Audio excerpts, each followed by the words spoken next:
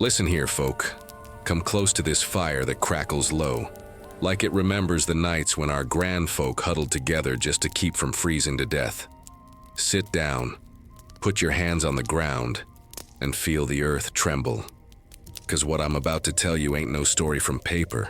It's a story written in blood, in hot iron, in tears that never dried. Down in the red clay lands of Georgia, in the shadow of the Ravenwood Plantation, there walked a woman whose name folks still whisper when the wind passes slow through the Spanish moss. A woman born with chains she couldn't see, marked by destiny before she took her first breath. They called her Benedita of the Chains, and this here's the truth of what she did, the bargain she made, and the price the whole plantation paid when the fire came from within. Lord, have mercy on our souls. 'Cause this memory burns hotter than any flame that ever touched wood. Gather round now, my people. Gather round this fire and let the smoke carry our words up to where the ancestors can hear.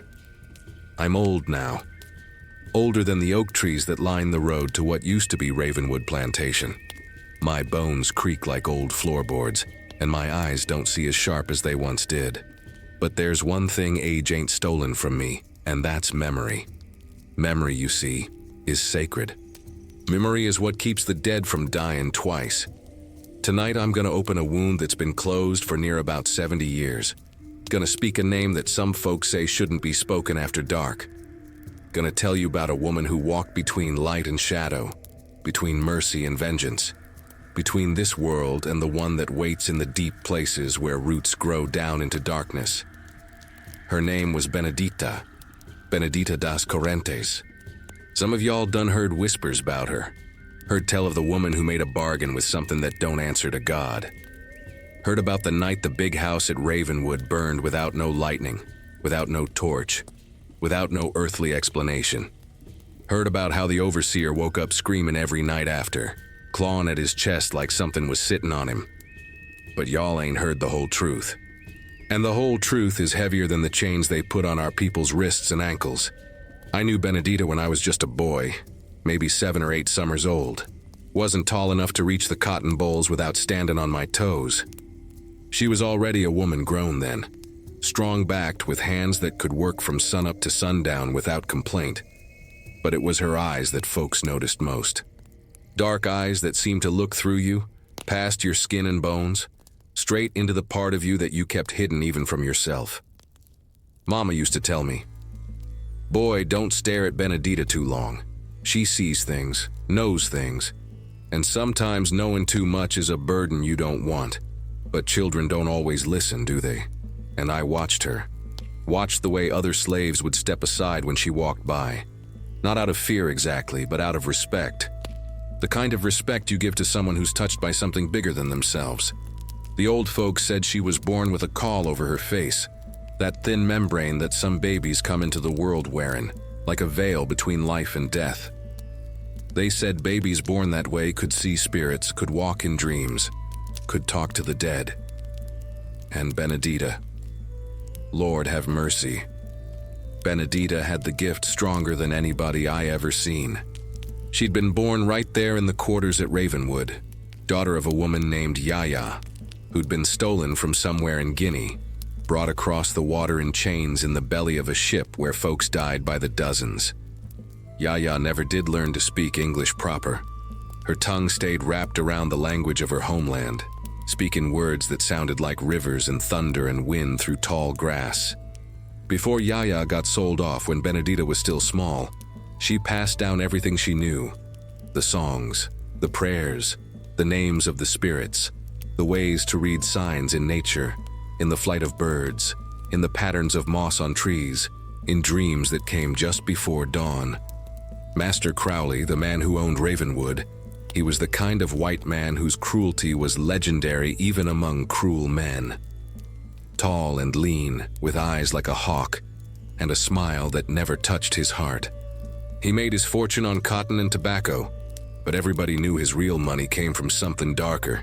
He was a breeder, bought young slaves, worked them hard, and sold their children down the river to the deep plantations in Mississippi and Louisiana, where folks went and never came back. The quarters at Ravenwood sat maybe a quarter mile from the big house, down past the cotton gin and the smokehouse. 30-some cabins made of rough-hewn logs, chinked with mud and moss. Dirt floors. One window, a fireplace that smoked something terrible. In summer, the heat inside was suffocating. In winter, the cold crept through every crack. But we made it home. Had to. Benedita lived in the third cabin from the east end, the one nearest to the old cemetery where they buried slaves without markers, just wooden crosses that rotted away after a few seasons. Some folks said that's why she had such strong connection to the spirits. She slept within call-in distance of all them restless dead. She kept to herself mostly, did her work, and Lord, could she work? Picked more cotton than men twice her size, never complained, never slowed down. But when the work was done and the sun set heavy and red behind the pines, Benedita would sit outside her cabin and stare toward the swamp that bordered the eastern edge of the plantation. The swamp, that dark place where the cypress trees grew up out of black water, where the Spanish moss hung like the hair of drowned women, where things moved in the shadows that weren't quite animal and weren't quite human. Master Crowley forbid anybody from going into that swamp, said there were gators and snakes and sinkholes that would swallow a man whole. But we all knew the real reason. The swamp was old, older than the plantation, older than the memory of white folks in these parts. It was a place where power lived, and not the kind of power you could chain or own or sell. And Benedita, she wasn't afraid of it. She'd look toward that dark water with something like recognition in her eyes, like she was looking at kin. I remember one night, I must have been going on 9 years old. I couldn't sleep. The heat was pressing down like a heavy hand, and the mosquitoes were biting something terrible. I stepped outside our cabin to get some air, and I seen her. Benedita was standing at the edge of the quarters, staring toward the swamp, and she was singing. Not loud, just a low hum that seemed to vibrate in the air itself. The song wasn't in English, wasn't in any language I recognized. But it made the hair on my arms stand up, and I felt something move through the night, something that responded to her call. For just a moment, I swear I saw lights flickering out there in the darkness of the swamp. Blue-green lights that danced and swayed like they were keeping time with her song. Then she stopped, turned her head, looked right at me across the distance. "Boy," she said, her voice carrying clear through the night air. "You ain't seen nothing here. You ain't heard nothing. You understand?" I nodded so hard I thought my head might fall off, then ran back inside and pulled the thin blanket over my head. That was the summer before everything changed. The summer before little Samuel was born. The summer before Benedita made the choice that would shake Ravenwood Plantation to its very foundation. See, Benedita had a friend, a woman named Ruth who worked in the big house, cleaning and cooking and suffering under the mistress's sharp tongue. Ruth was younger than Benedita, maybe 20-some years old, with a gentle spirit that hadn't been broken yet by the weight of bondage. When Ruth got with child, and we all knew it was Master Crowley's seed, though nobody dared speak it, Benedita took her under her wing, protected her, made sure she got extra food, made sure she didn't work herself to death while carrying. And when that baby came, a beautiful boy with light brown skin and eyes that already looked like they could see too much, Benedita was there, helped bring him into the world, cut the cord, washed him clean. And when Ruth looked up at her with tears streaming down her face and asked what to name him, Benedita said, "Samuel, his name is Samuel." And I swear before every ancestor that's watching, before every spirit in that swamp, before God himself if he's listening, I will protect this child. Ruth believed her. We all did. But what we didn't know, what we couldn't know, was the price Benedita would pay to keep that promise. The price that would come due on a moonless night 2 years later, when men came in the dark with chains and cash and hunger in their eyes. But what she did to stop them, what she called up from the depths, even now, 70 years gone, the spirits still argue about whether it was justice or damnation. Let me take you back further now. Back to the night Benedita herself was born. Back to when her mama Yaya labored in that same cabin, bringing a child into a world that didn't want her to live. It was winter, late January, cold enough that frost covered the ground and the breath came out in white clouds.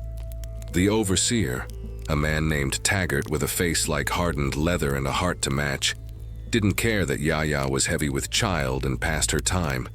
He'd worked her in the fields till she dropped, and when she couldn't get up, he'd kicked her and told her to stop making excuses. That night, when the labor pains started coming hard and fast, it was the old conjure woman, Mama D, who came to help.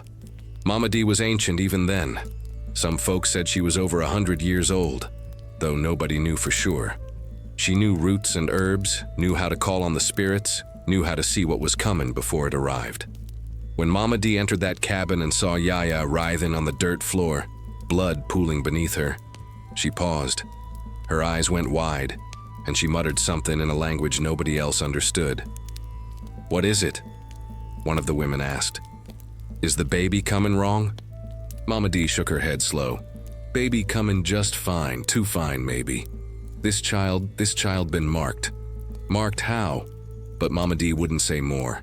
Just set to work, helping Yaya through the worst of it, catching the baby when she finally came.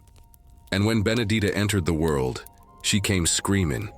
Not the weak cry of a newborn, but a sound that filled the cabin and seemed to echo out into the night. She came with a call over her face, that thin veil of membrane that marked her as different, as touched. Mama D peeled it away, gentle-like, folded it careful, and handed it to Yaya. "Keep this," she said. "Keep it safe. Your daughter gonna need it when her time comes." Yaya, exhausted and bleeding but still conscious, looked down at her baby. The child's eyes were open. Shouldn't have been, not that soon. But they were. And they stared up at her mama with an awareness that sent shivers through everyone in that cabin. "What does it mean?" Yaya whispered in her broken English, her voice still thick with the accent of her homeland. Mama D sat back on her heels, looked at that baby long and hard. "It means she gonna see what others can't. Gonna walk between worlds. Gonna carry the weight of our people's pain. And maybe, if the spirits will it, gonna do something about it." She leaned in close to Yaya, her voice dropping to a whisper that barely carried beyond the two of them. "But it also means she gonna suffer, gonna be tested, and when her time comes to choose between her soul and her people, Lord have mercy, that choice gonna shake the earth." Yaya pulled her baby close, tears streaming down her face.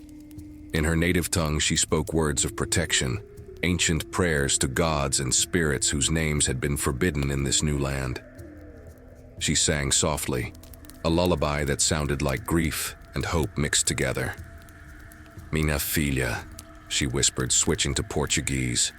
She'd learned some from other slaves who'd come from Brazil. "Minha filha, o mundo vai temer você." My daughter, the world will fear you. And she was right. As Benedita grew from baby to child to young woman, strange things happened around her. Animals would stop and watch her pass. Birds would go silent.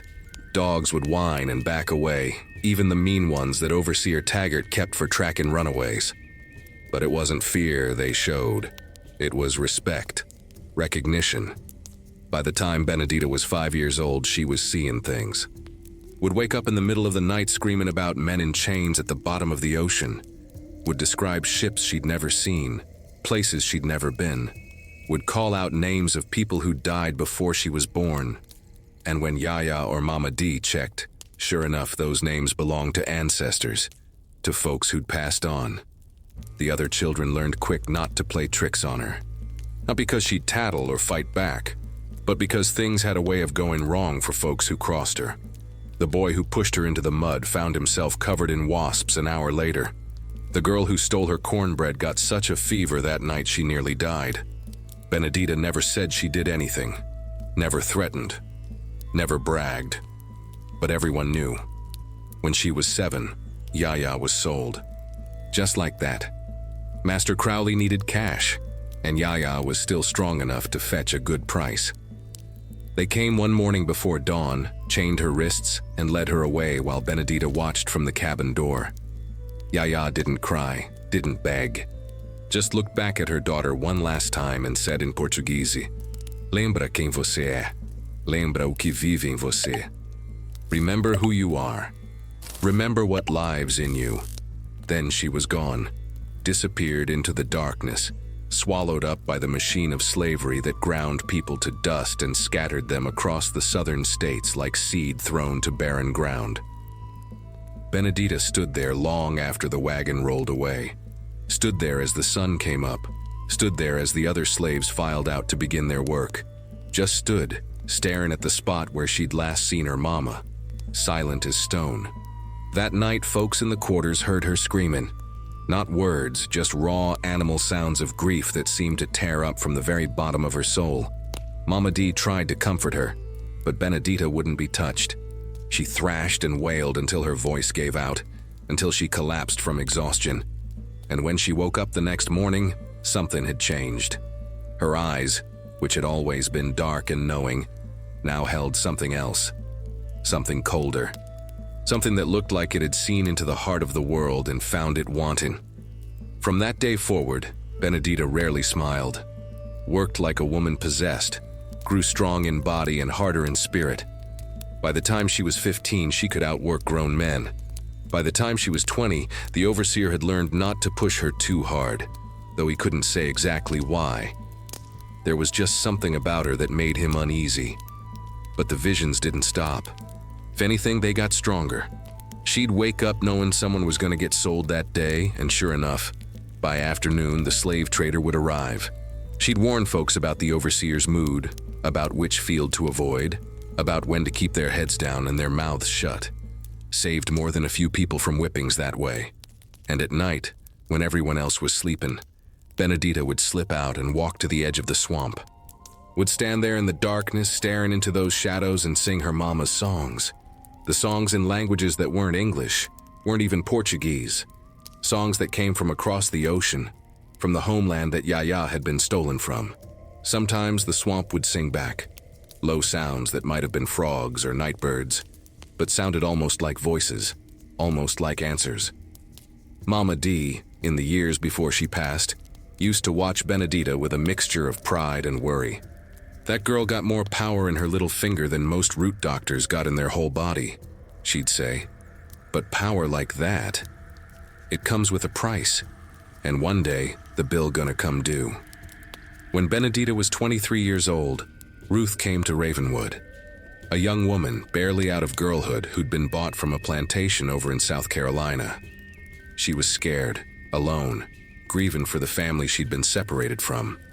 Benedita took to her immediately. Saw something in Ruth that reminded her of herself before Yaya was taken. A gentleness that hadn't been completely crushed yet. A spark of hope that still flickered despite everything. They became close as sisters. Benedita taught Ruth the ways of the plantation, which overseers to avoid, how to make the work a little easier, how to find moments of peace in a world designed to destroy you. And when Master Crowley started paying attention to Ruth, when he started calling her up to the big house after dark, Benedita stayed close, comforted her when she came back crying, held her when the nightmares came, made her root tea to ease the pain and the shame. 2 years later, Ruth got pregnant. The whole quarters knew it was Crowley's child. You could see it in his smug satisfaction, in the way the mistress suddenly treated Ruth with even more venom than usual. Ruth was terrified. "They gonna take my baby," she whispered to Benedita one night, her hands pressed against her swollen belly. "Soon as he's born and strong enough to survive, they gonna sell him. I know it. That's what Master Crowley does. Sells his own children like they livestock."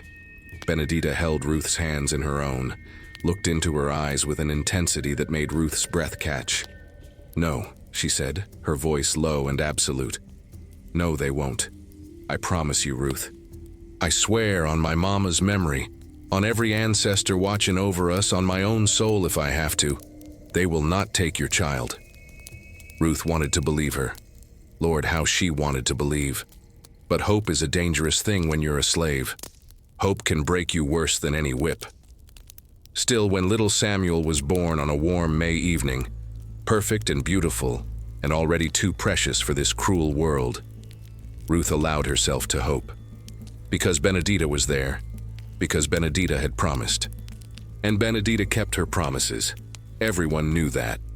What they didn't know yet, what they couldn't possibly know, was that some promises require a price so high, you gotta pay it with more than just sweat and blood. Sometimes you gotta pay with your very soul. And when that moment came for Benedita, when she stood at the edge of that swamp and called on forces that don't answer to God or man, she saw shadows move in the darkness. Shadows that had been waiting for her call since the day she was born. Now let me tell you about the visions, because you can't understand what Benedita became without understanding what she saw in the dark hours of the night, when sleep wouldn't come and the spirits pressed close. Little Samuel was maybe 6 months old when Benedita started having the dream. Same dream, night after night, until it wore grooves in her mind deep as wagon ruts in a muddy road. In the dream, she was standing in water, black water that came up past her knees, warm and thick like blood. The sky above was the color of a bruise, purple and green and swollen with something terrible about to break loose. And all around her, rising up out of that dark water, were hands. Dozens of hands, hundreds maybe. Reaching up, fingers spread wide, grasping at air, at light, at anything. She knew those hands. Knew them in her bones. They were the hands of the drowned. The ones who jumped from the slave ships, choosing the ocean over chains. The ones who'd been thrown overboard when they got sick, when they got weak, when they became more trouble than they were worth. The ones whose bodies fed the sharks and whose spirits never made it to shore. And in the dream, those hands were calling to her. Not with voices, but with a pull she felt in her chest, like a rope tied around her heart, tugging her down, down, down into that water. But that wasn't the worst part. The worst part was the house. Every time she had the dream, she'd see it in the distance. A big white house with columns and a wide porch sitting up on a hill like a crown on a king's head. And that house was burning. Flames pouring out of every window, smoke rising thick and black into that bruised sky. But the fire wasn't normal fire. It burned blue and green and purple, colors that shouldn't exist in flame, and it made a sound like screaming and singing all mixed together. She'd wake up gasping, her nightshirt soaked with sweat, her heart beating so hard she thought it might crack her ribs, and Ruth, sleeping in the same cabin with baby Samuel, would stir and ask if she was all right. Just a dream, Benedita would say, but it wasn't just a dream, and they both knew it. The visions came during the day too. She'd be in the cotton field, hands moving automatic, picking and dropping, when suddenly the field would disappear and she'd be somewhere else. In the hold of a ship, surrounded by bodies packed so tight you couldn't tell where one person ended and another began. The smell of waste and death and despair so thick it coated her tongue. The sound of chains rattling and babies crying and grown men praying in languages she understood without knowing how. Or she'd be at the whipping post. But it wasn't now. It was years ago, or years ahead. And she'd see faces she recognized and faces she didn't, all wearing the same expression of endurance, of determination to survive just one more day, just one more hour, just one more minute. The other slaves noticed. How could they not? They'd be talking to Benedita and suddenly her eyes would go distant. Her body would go still, and she'd be someplace else entirely.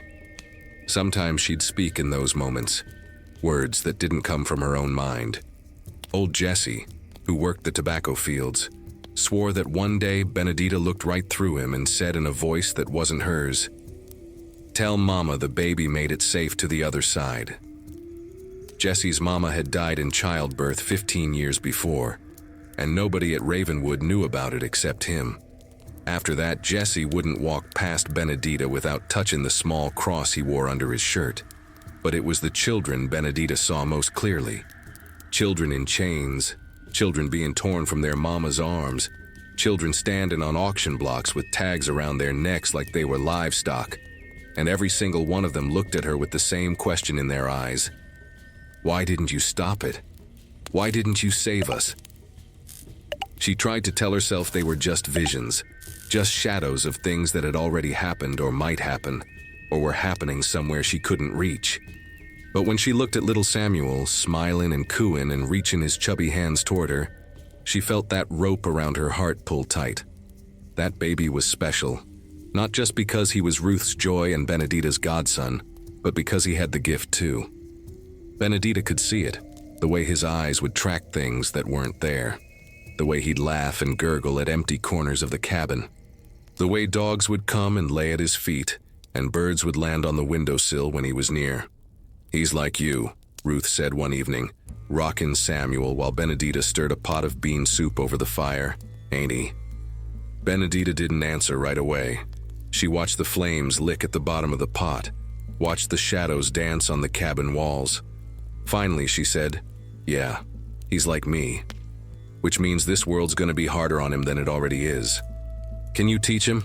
Ruth asked. "Teach him how to control it, how to hide it when he needs to?" "I can try." Benedita turned to look at her friend, and Ruth saw something in her eyes that made her pull Samuel closer. "But Ruth, you gotta understand, a gift like this comes with a burden, and sometimes that burden is too heavy for one person to carry." "What do you mean?" Benedita knelt down beside Ruth's chair, placed one hand on Samuel's head, felt the warmth of him, the aliveness of him, the absolute innocence that this world would try its damnedest to crush. "I mean that folks with the sight, we don't just see what is, we see what could be. And sometimes to change what could be into what should be, we gotta make choices that cost us everything." Ruth didn't fully understand then. How could she? But she would. Lord have mercy, she would. The dream kept coming. And each time the house burned brighter, the hands in the water reached higher, and Benedita woke up more certain of what was coming. Then came the night Benedita walked to the edge of the swamp, and the swamp answered back. She'd gone out there like she always did, needing the quiet, needing the darkness, needing to feel close to something bigger than the plantation, bigger than Master Crowley and his whips and his ledgers full of names and prices. She stood at the edge of that black water, listening to the chorus of frogs and crickets, watching the fireflies drift like tiny spirits between the cypress trees. And then she heard it. A voice, low and deep and ancient, speaking words she understood in her spirit, even though her ears couldn't quite catch them. "Child of the water," the voice said, "daughter of the stolen, we have been waiting for you." Benedita's breath caught in her throat. She wanted to run, wanted to turn back toward the quarters and the safety of firelight and human voices, but her feet wouldn't move, couldn't move. She was rooted to that spot like the cypress trees themselves. "Who are you?" she whispered. "We are what remains," the voice answered. "We are the memory of those who died in chains. We are the rage of mothers who lost their children. We are the power that lives in blood and bone and earth, and we can give you what you need." "What I need?" "Protection for the child, justice for your people, vengeance on those who deserve it." The voice seemed to come from everywhere and nowhere, from the water and the trees and the very air itself. "But first, you must answer a question. What are you willing to pay?" Benedita closed her eyes. In her mind, she saw Samuel's face, saw Ruth's desperate hope, saw the endless line of children being sold, separated, destroyed, saw the house burning with that impossible fire. "Anything," she whispered. "I'll pay anything." The swamp went silent. Even the frogs stopped their calling. Even the wind stopped moving through the moss. And then the voice spoke again, and this time it sounded almost sad. "Then the bargain is set. When the time comes, when the moment arrives that you must choose between your soul and your promise, you will know what to do, and we will be waiting." Benedita opened her eyes. The swamp looked the same as it always did. Dark water, twisted trees, Spanish moss hanging like veils. But something had changed. She could feel it in her bones, in her blood. A connection had been made. A door had been opened, and she knew with the certainty that only the sight can bring, that she'd just sealed her fate. But what she didn't know yet, what the swamp didn't tell her, was that the price wouldn't be paid all at once. No, it would be paid in pieces, in choices, in moments when she'd have to decide who lived and who died, who was saved and who was sacrificed. And the first payment would come due sooner than she ever imagined. Master Cyrus Crowley was the kind of white man who believed God had put him on this earth to rule over other folks. Believed it with such certainty that he never questioned it, never lost sleep over it, never felt even a whisper of doubt when he looked at the rows of cabins housing people he owned, like he owned his horses and his land.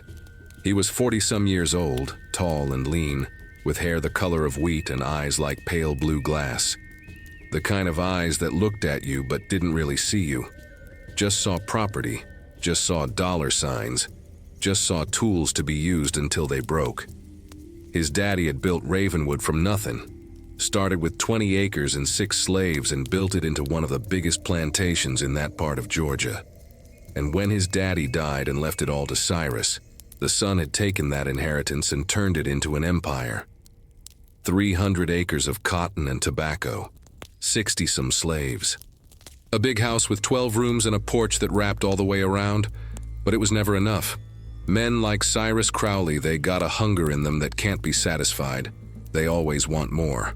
More land, more slaves, more money, more power. And when a man gets that hungry, he stops seeing other people as people. They become numbers in a ledger, investments to be managed, resources to be exploited. The overseers reported to Crowley every evening, standing in his study with their hats in their hands, telling him how many acres got worked, how much cotton got picked, which slaves were slowing down, which ones were breeding age, which ones might fetch a good price if he decided to sell. Taggart was the head overseer, the same man who'd kicked Yaya when she was heavy with child, the same man whose whip had scarred the backs of near about everyone in the quarters. He was a brutal man, but he was efficient, and that's all Crowley cared about. "We got a problem with one of the women," Taggart said one evening, standing in front of Crowley's big mahogany desk. "The one called Benedita." Crowley looked up from his ledger. "What kind of problem?" "She's been difficult. Won't keep her eyes down when I speak to her. Got an attitude that's spreading to the others. Yesterday I told her to work the south field and she just stood there staring at me like she was the one giving orders." Crowley leaned back in his chair. "You whip her?" "Not yet.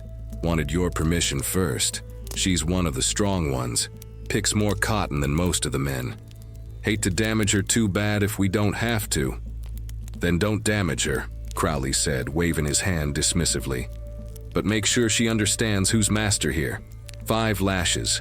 Not enough to keep her out of the field, but enough to remind her of her place." Taggart grinned. "Yes, sir." The next morning, just after dawn, Taggart came to the quarters with 2 other overseers. The slaves were just starting to file out toward the fields, still half asleep, bellies empty, bodies already aching from yesterday's work. "Benedita!" Taggart called out. "Get over here!" Benedita had been walking with Ruth and Samuel. She stopped, handed the baby to Ruth, and turned to face Taggart. Her face was calm, but her eyes, Lord, her eyes burned with something that made even Taggart hesitate for just a moment. "You got something to learn about respect," Taggart said, loud enough for everyone to hear. "Maybe this'll help you remember." He pointed toward the whipping post, a thick wooden pole driven deep into the ground, its surface dark with old blood and sweat. "Strip your shirt and put your hands on that post." The quarters went quiet. Folks stopped moving, stopped breathing almost, watching to see what would happen. Benedita didn't move. "I said strip and get to that post." Taggart's voice rose, anger creeping in around the edges. Benedita looked at him for a long moment. Then, slow and deliberate, she said, "I ain't done nothing wrong." The words hung in the air like smoke. Simple words, but dangerous ones. 'Cause slaves weren't supposed to question, weren't supposed to defend themselves, weren't supposed to act like they had any rights at all. Taggart's face turned red. He strode forward and grabbed Benedita by the arm, his fingers digging into her flesh hard enough to bruise. "You don't get to decide what's wrong and what ain't. Master Crowley says you need a lesson. You're gonna get a lesson." He dragged her toward the post. Benedita didn't fight, didn't struggle, but she didn't make it easy either. Moved slow, deliberate, like she was walking on her own terms, even though his hand was on her arm. When they reached the post, Taggart ripped her shirt down to her waist, exposing her back. The morning sun caught the scars already there. thin white lines from whippings she'd endured over the years, marks that told the story of a lifetime of bondage. He tied her wrists to the post with rough rope that bit into her skin. Then he stepped back and uncoiled his whip, a long leather snake with a tip that could split skin like paper. 5 lashes, he announced. And if you cry out, I'll add 5 more. Benedita pressed her forehead against the post. Her eyes found Ruth in the crowd, found little Samuel in Ruth's arms, and something passed between them, a look that said more than words ever could. The first lash came down with a crack that echoed across the quarters. Benedita's body jerked, but she made no sound. Blood welled up in a thin line across her back. The second lash. Still no sound. Just her fingers going white where they gripped the post. Third lash, fourth lash, fifth lash. Each one drawing blood, each one adding a new mark to the map of pain on her back. But Benedita never cried out, never gave Taggart the satisfaction. When it was done, Taggart untied her hands and stepped back. Now get to the field, he said, and remember this next time you think about giving me attitude. Benedita straightened up slowly, pulled her torn shirt back over her shoulders. Blood seeped through the fabric, staining it dark. She turned to face Taggart, and when she spoke, her voice was low and steady. One day, she said, the whip gonna fall on you instead. It wasn't a threat exactly. More like a statement of fact, a prophecy, and something about the way she said it made Taggart take a step back without meaning to. Get out of my sight, he said, his voice not quite as strong as before. Benedita walked past him, past the other overseers, past the slaves standing frozen in shock and fear.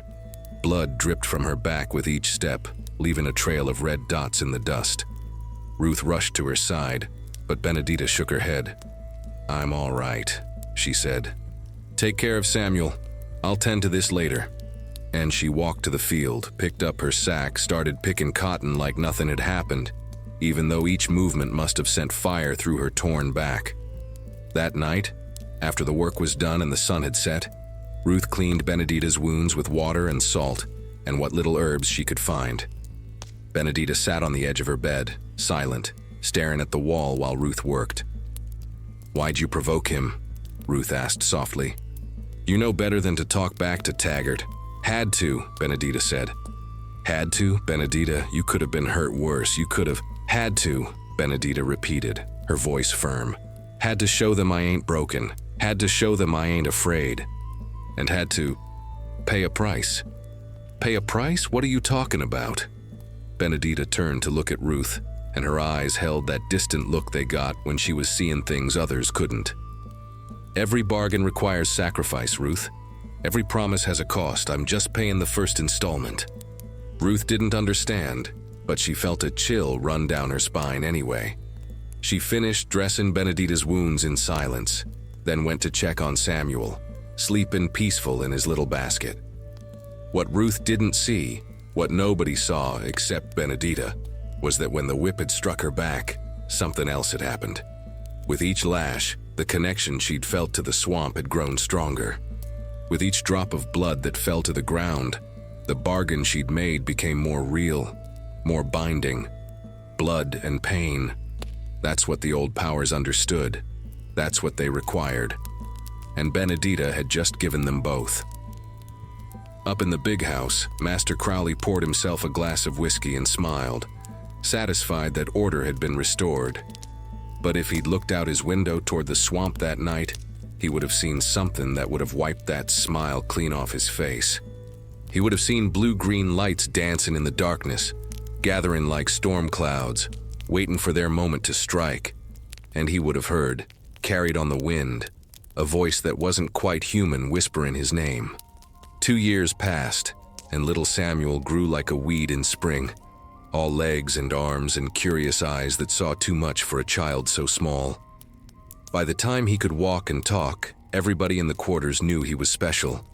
Not just because he was Benedita's godson, but because that boy had a light in him that couldn't be dimmed, not by hunger, not by fear, not by the weight of bondage that pressed down on all of us from the moment we took our first breath. He was maybe 3 years old when I really started paying attention to him. Beautiful child with skin the color of honey and those light brown eyes that marked him as Master Crowley's son, though nobody spoke that truth out loud. But it was more than his looks that caught your eye. It was the way animals followed him, the way birds would land on his shoulders like he was a tree, the way even the meanest dogs would lay down at his feet and let him pull their ears. Ruth loved that boy with a fierceness that scared me sometimes. She'd worked herself near to death to keep him fed, keep him safe, keep him close. And Benedita, Lord, Benedita watched over him like he was her own flesh and blood. Maybe more, 'cause she knew what he was, what he could become. I remember one afternoon, must have been late summer, hot as blazes, when I saw Samuel sitting by himself near the edge of the quarters. He was humming a tune I'd never heard before, something low and rhythmic that made the air around him seem to shimmer. And as he hummed, butterflies came, dozens of them, all colors, landing on his arms and shoulders and head, covering him in a coat of living wings. I stood there staring, my mouth hanging open until Benedita appeared beside me. She didn't look surprised, just watched the boy with a mixture of pride and sadness on her face. "He's calling them," she said softly. "Don't even know he's doing it. The gift is strong in him."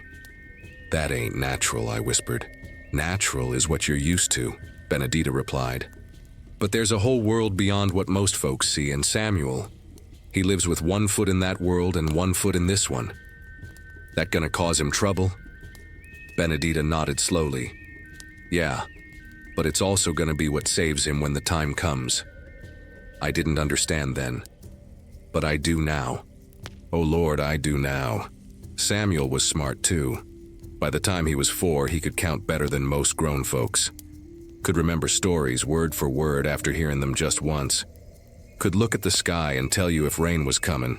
Could look at a person and know if they were telling the truth or lying. Ruth tried to teach him to hide it, to act simple-minded like so many slave children learned to do around white folks. But Samuel couldn't help himself. His curiosity was too strong, his spirit too bright. One day, Master Crowley's nephew came visiting from Charleston, a boy about 8 years old, spoiled rotten, mean as a stepped-on snake.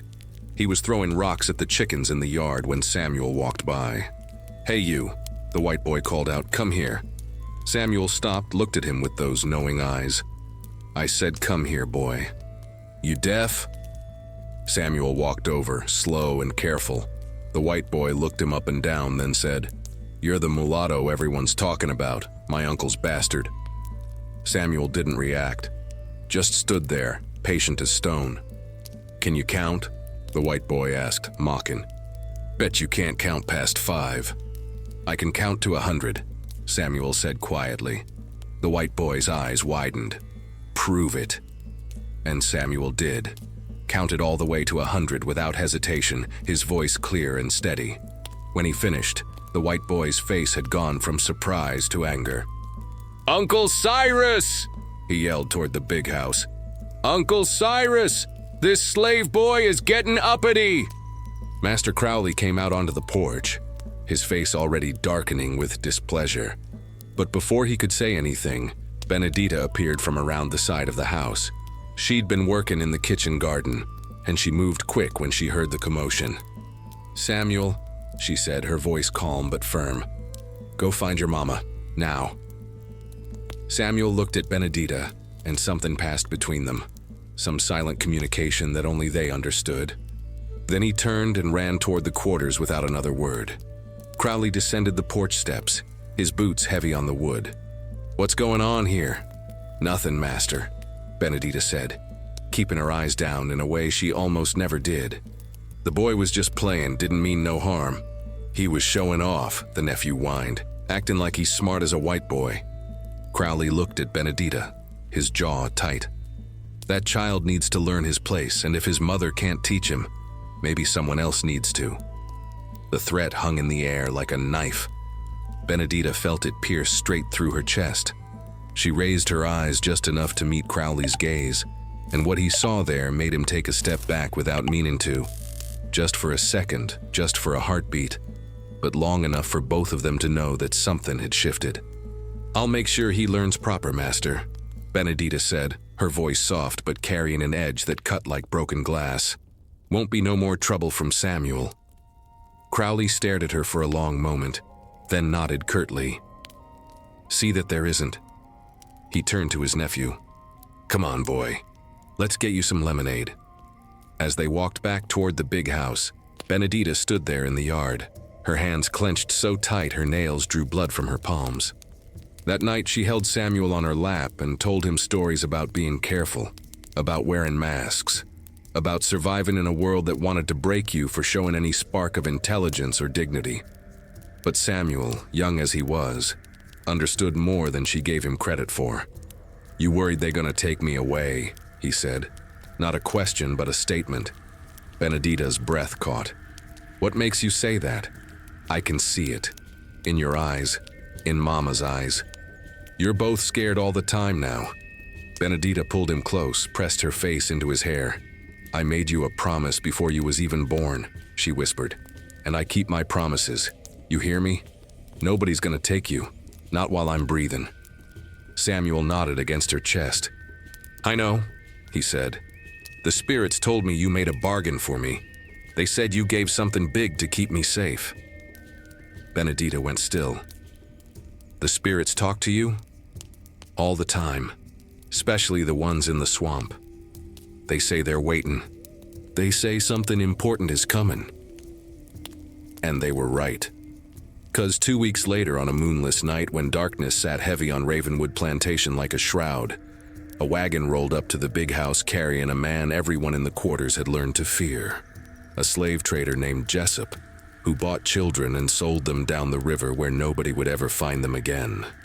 And in Master Crowley's study, by the light of oil lamps, money changed hands and names were written in a ledger. One of those names was Samuel.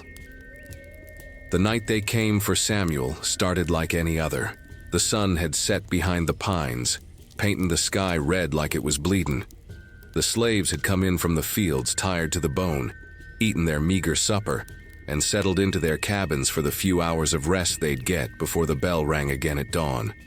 Ruth was singing to Samuel, one of those old spirituals that spoke of freedom and crossing over Jordan, her voice soft and sweet, despite the exhaustion in every line of her body. Samuel was almost asleep, his eyes droopy, his little hand clutched around a corn husk doll Benedita had made for him. Benedita was in the next cabin over, tending to old Moses who'd come down with a fever. She was brewing willow bark tea and humming under her breath, her hands moving with practiced ease. But something was off. She could feel it in the air, taste it like copper on her tongue. The night was too quiet. Even the frogs in the swamp had gone silent. She stepped outside, looked up at the sky. No moon, just stars scattered across the darkness like salt thrown on black cloth. And in the distance, coming down the road from the big house, she saw lights. Torches, moving slow and purposeful toward the quarters. Her heart dropped into her stomach, she knew. Don't ask me how, but she knew. She ran. Didn't even think about it, just ran toward Ruth's cabin, her bare feet kicking up dust, her breath coming in sharp gasps. But before she could get there, before she could warn them, the riders arrived. There were 3 of them. Taggart, the overseer, and 2 other white men Benedita had never seen before. One of them was heavy-set and sweaty, with hands like ham hocks and eyes like a pig. The other was tall and thin, with a face that looked like it had been carved out of meanness. Taggart dismounted first, holding his torch high. "Ruth!" he called out. "Bring the boy out here!" Inside the cabin, Ruth's singing stopped. Benedita could hear Samuel whimper, could hear Ruth's sharp intake of breath. She pushed through the small crowd of slaves that had started gathering, all of them wide-eyed and scared, knowing something terrible was happening but not knowing what. "Ruth!" Taggart called again, his voice harder now. "Don't make me come in there and drag him out." The cabin door opened slowly. Ruth stood there in the doorway, Samuel clutched in her arms, his face pressed against her shoulder. Even in the torchlight, Benedita could see the tears streaming down Ruth's face. "Please," Ruth said, her voice breaking. "Please don't take my baby." The fat man stepped forward, pulling a piece of paper from his coat pocket. "This here's a bill of sale signed by Master Crowley. The boy belongs to me now. Paid good money for him." "No," Ruth said, shaking her head, backing up into the cabin. "No, you can't. He's just a child. He's only 4 years old." "Don't matter how old he is," the man said. "I got use for light-skinned boys. Fetch a good price in New Orleans. Now hand him over before I lose my patience." "No!" Ruth's voice rose to a scream. "You can't have him. You can't." Taggart moved fast, faster than a man his size should have been able to. He pushed past Ruth into the cabin, and there was a struggle, the sound of furniture knocking over, Ruth screaming, Samuel crying. When Taggart emerged, he had Samuel under one arm like a sack of grain, and Ruth was on the ground behind him, sobbing. That's when Benedita moved. She didn't think, didn't plan, just reacted. She threw herself at Taggart, her hands reaching for Samuel, her voice rising in a sound that wasn't quite words, wasn't quite a scream, but something in between. "Put him down," she shouted. "Put him down right now." The thin man backhanded her across the face. The blow sent her spinning, and she hit the ground hard, tasting blood where her teeth had cut her lip. But she scrambled back to her feet immediately, her eyes wild, her whole body shaken with rage and terror.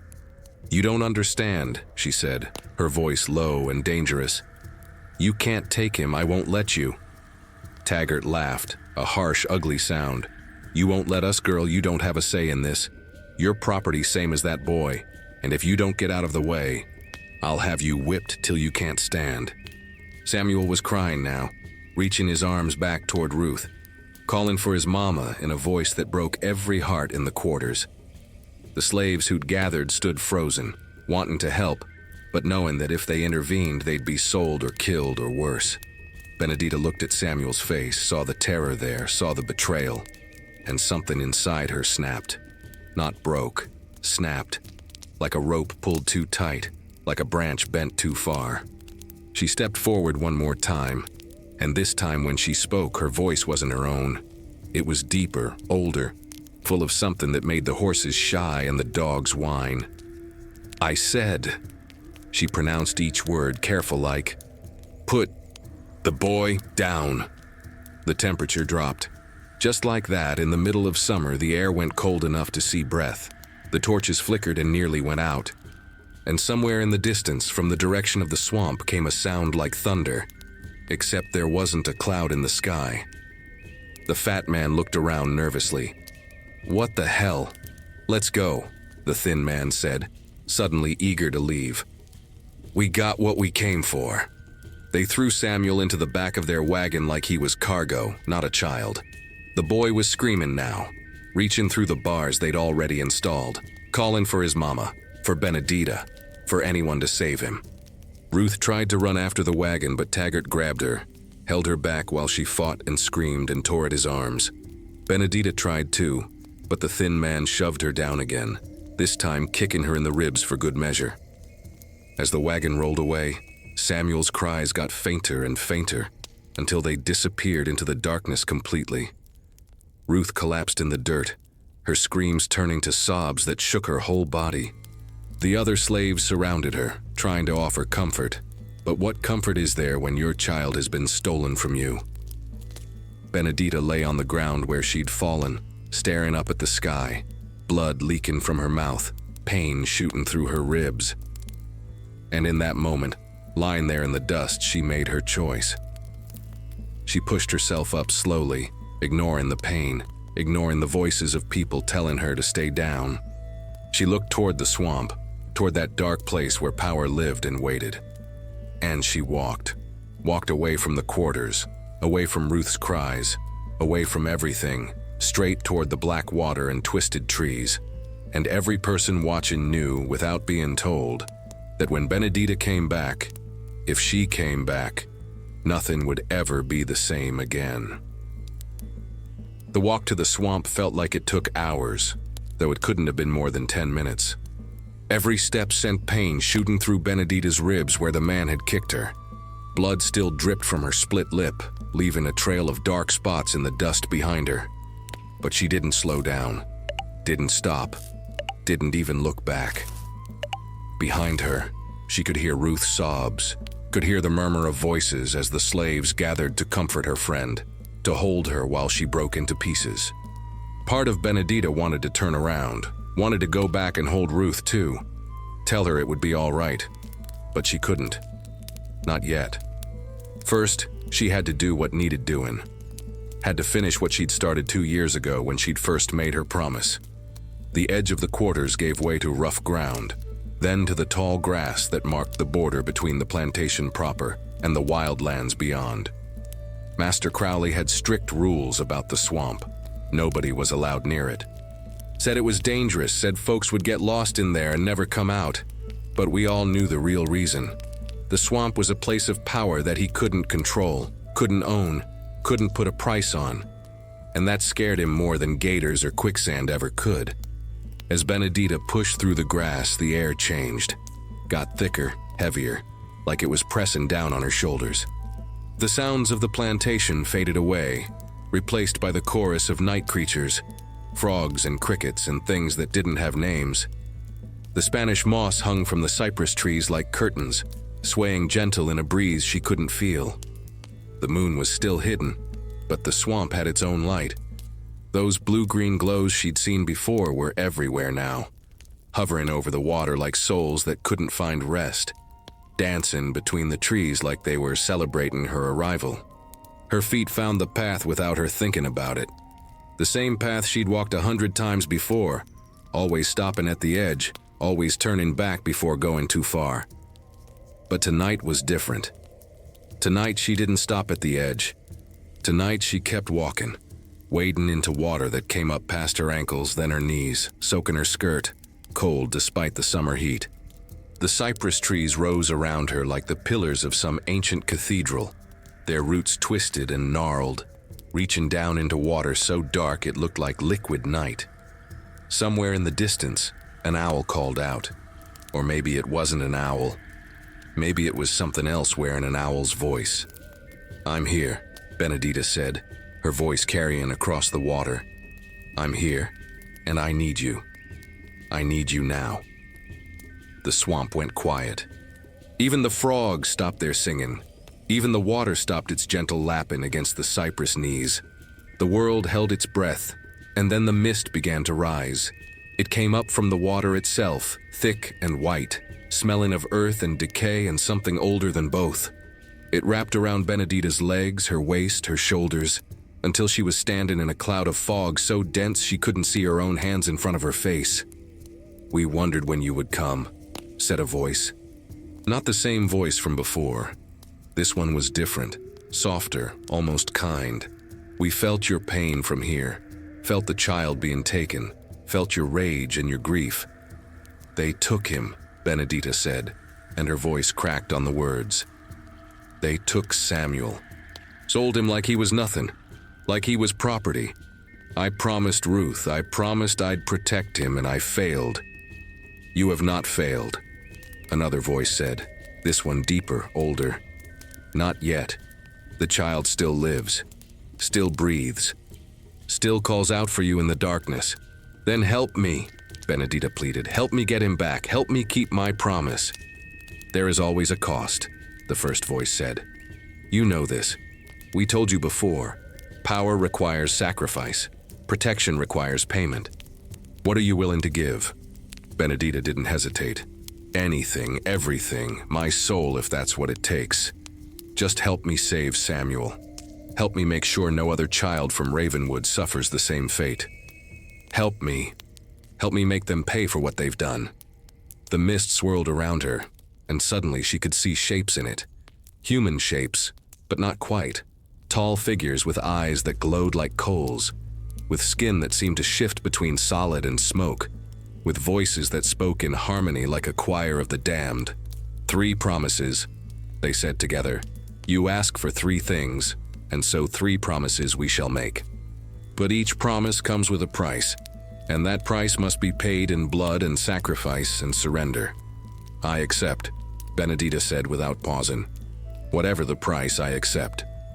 The figures moved closer, circling her like predators circling prey. But Benedita wasn't afraid. Fear had been burned out of her the moment she saw Samuel being torn from Ruth's arms. "First promise," the voices said.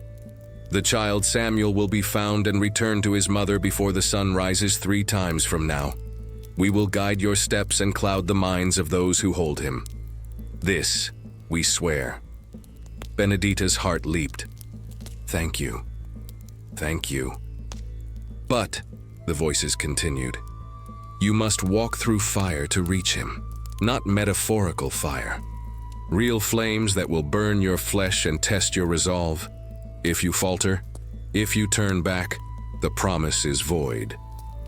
"I won't falter," Benedita said. "Second promise," the voices went on. "No child born in the quarters of Ravenwood will be sold while you draw breath. We will place a mark upon the plantation that will cause sickness and misfortune to any who attempt such transactions. This we swear." Relief washed over Benedita, so powerful it nearly brought her to her knees. "Yes, yes, please. But," the voices said, "this protection extends only as far as your life. When you die, the mark dies with you, and your death will come sooner than it would have otherwise. You sacrifice years of your life for years of their childhood. This is the exchange." Benedita nodded. What were her years compared to the lives of children? What was her future compared to their freedom? "I accept." "Third promise," the voices said, and now they sounded almost sorrowful.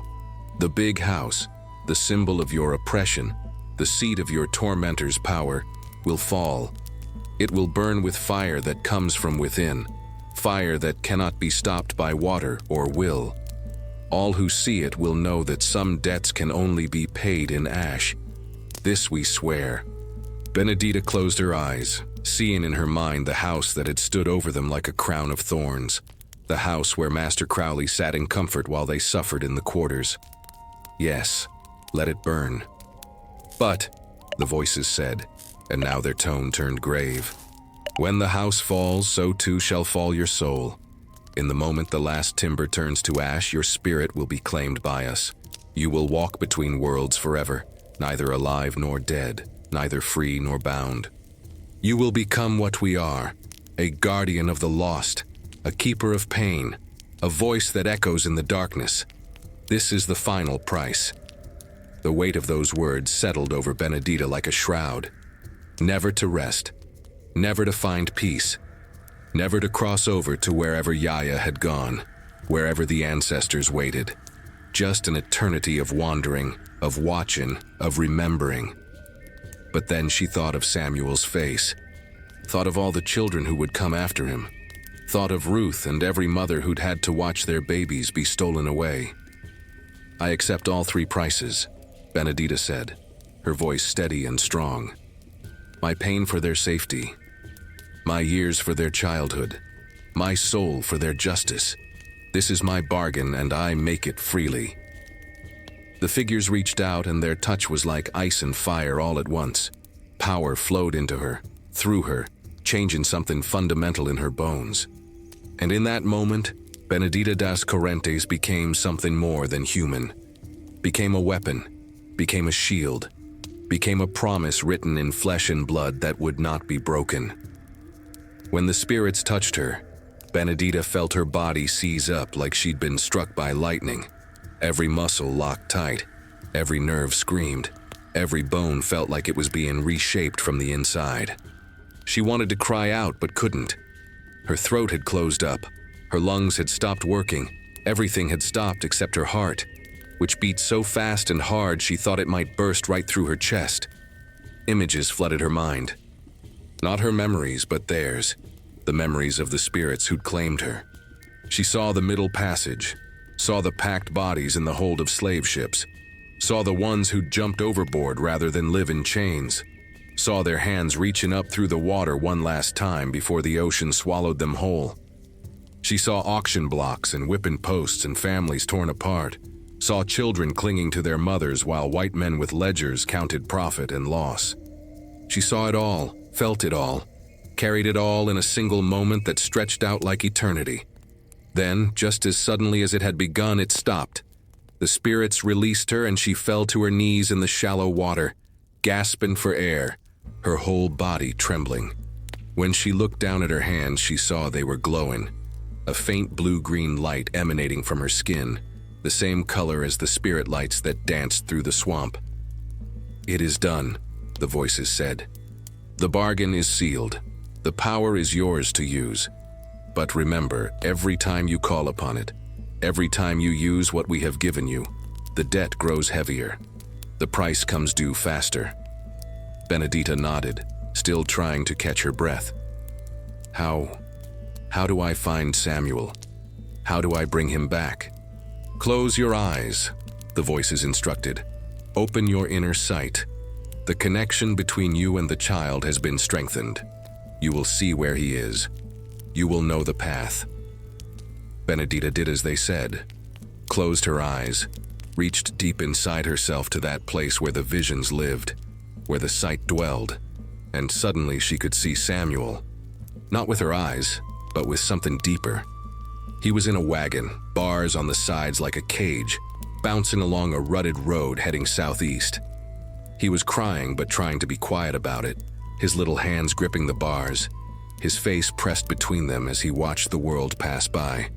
She could feel his fear, his confusion, his desperate hope that someone would come for him. And she could see the men too. The fat one and the thin one sitting up front on the wagon bench, a bottle of whiskey passing between them. They'd be stopping soon, she knew somehow. There was an inn about 5 miles down the road where they planned to rest for the night before continuing on to Savannah in the morning. 5 miles. She could make that if she ran. But the spirits had said she'd have to walk through fire first. What did that mean? "The test comes at dawn," the voices answered her unspoken question. "When the sun rises, you will understand. Until then, go. Follow the pull in your chest. It will lead you to the child." "What about Ruth?" Benedita asked. "She's suffering. She thinks she's lost him forever." "You cannot go back," the voices said firmly. "Not yet. If you return to the quarters now, you will be stopped. The overseer is watching, the master is alert. They know you have power they don't understand, and they fear you. Go now, while darkness still covers the land. Save the child first. Comfort the mother after." Benedita wanted to argue, wanted to run back and tell Ruth that Samuel would be safe. But she knew the spirits were right. Every minute she delayed was a minute Samuel got farther away. She stood up, her legs shaky but holding. The glow in her hands had faded to barely visible, but she could still feel the power thrumming under her skin like a second heartbeat. It felt strange, foreign, but also somehow right. Like it had been waiting inside her all along and had just needed permission to emerge. "One more thing," the voices said as she turned to leave. "The mark. You carry our mark now. Some will see it, some will not. Those with the sight will recognize what you have become. But be warned. There are those who hunt people like you, root doctors gone bad. Conjure folk who serve darker powers than we. If they sense what you carry, they may try to take it from you." "Let them try," Benedita said, surprised by the coldness in her own voice. "Go then," the voices said, fading back into the mist. "Go and fulfill your first promise. We will be watching. We are always watching." The mist lifted as quickly as it had come, and Benedita found herself standing in the swamp alone, the water still lapping gently at her legs, the night creatures resuming their chorus. But everything felt different now. The air felt heavier, charged with meaning. The shadows felt deeper, full of whispers, and inside her chest, like a compass needle pointing north, she felt a pull drawing her southeast, toward Samuel, toward the first test. She waded back to shore, wrung out her skirt as best she could, and started walking. Not back to the quarters, but around them, staying in the tree line where the shadows were thick. She could see the cabins in the distance, could see a few people still moving around, could hear Ruth's sobs carrying on the night air. Every instinct told her to go to her friend to offer comfort, but the pull in her chest was stronger. Samuel needed her more. She walked for hours, following dirt roads when she could, cutting through fields and forests when she had to. Her feet ached, her ribs throbbed where she'd been kicked. Her lip had swollen to twice its normal size, but the power the spirits had given her kept her moving, kept her focused, kept the pain at a manageable distance. As the sky began to lighten in the east, she saw it. A small inn at a crossroads, 2 wagons parked outside, horses tied to a post, smoke rising from the chimney. And in one of those wagons, behind those bars, Samuel slept fitfully, his small body curled into a ball, his thumb in his mouth. Benedita crept closer, staying low, using the early morning shadows for cover. She could see the fat man and the thin man inside the inn, visible through the window, eating breakfast and laughing about something. They'd left Samuel alone in the wagon, careless.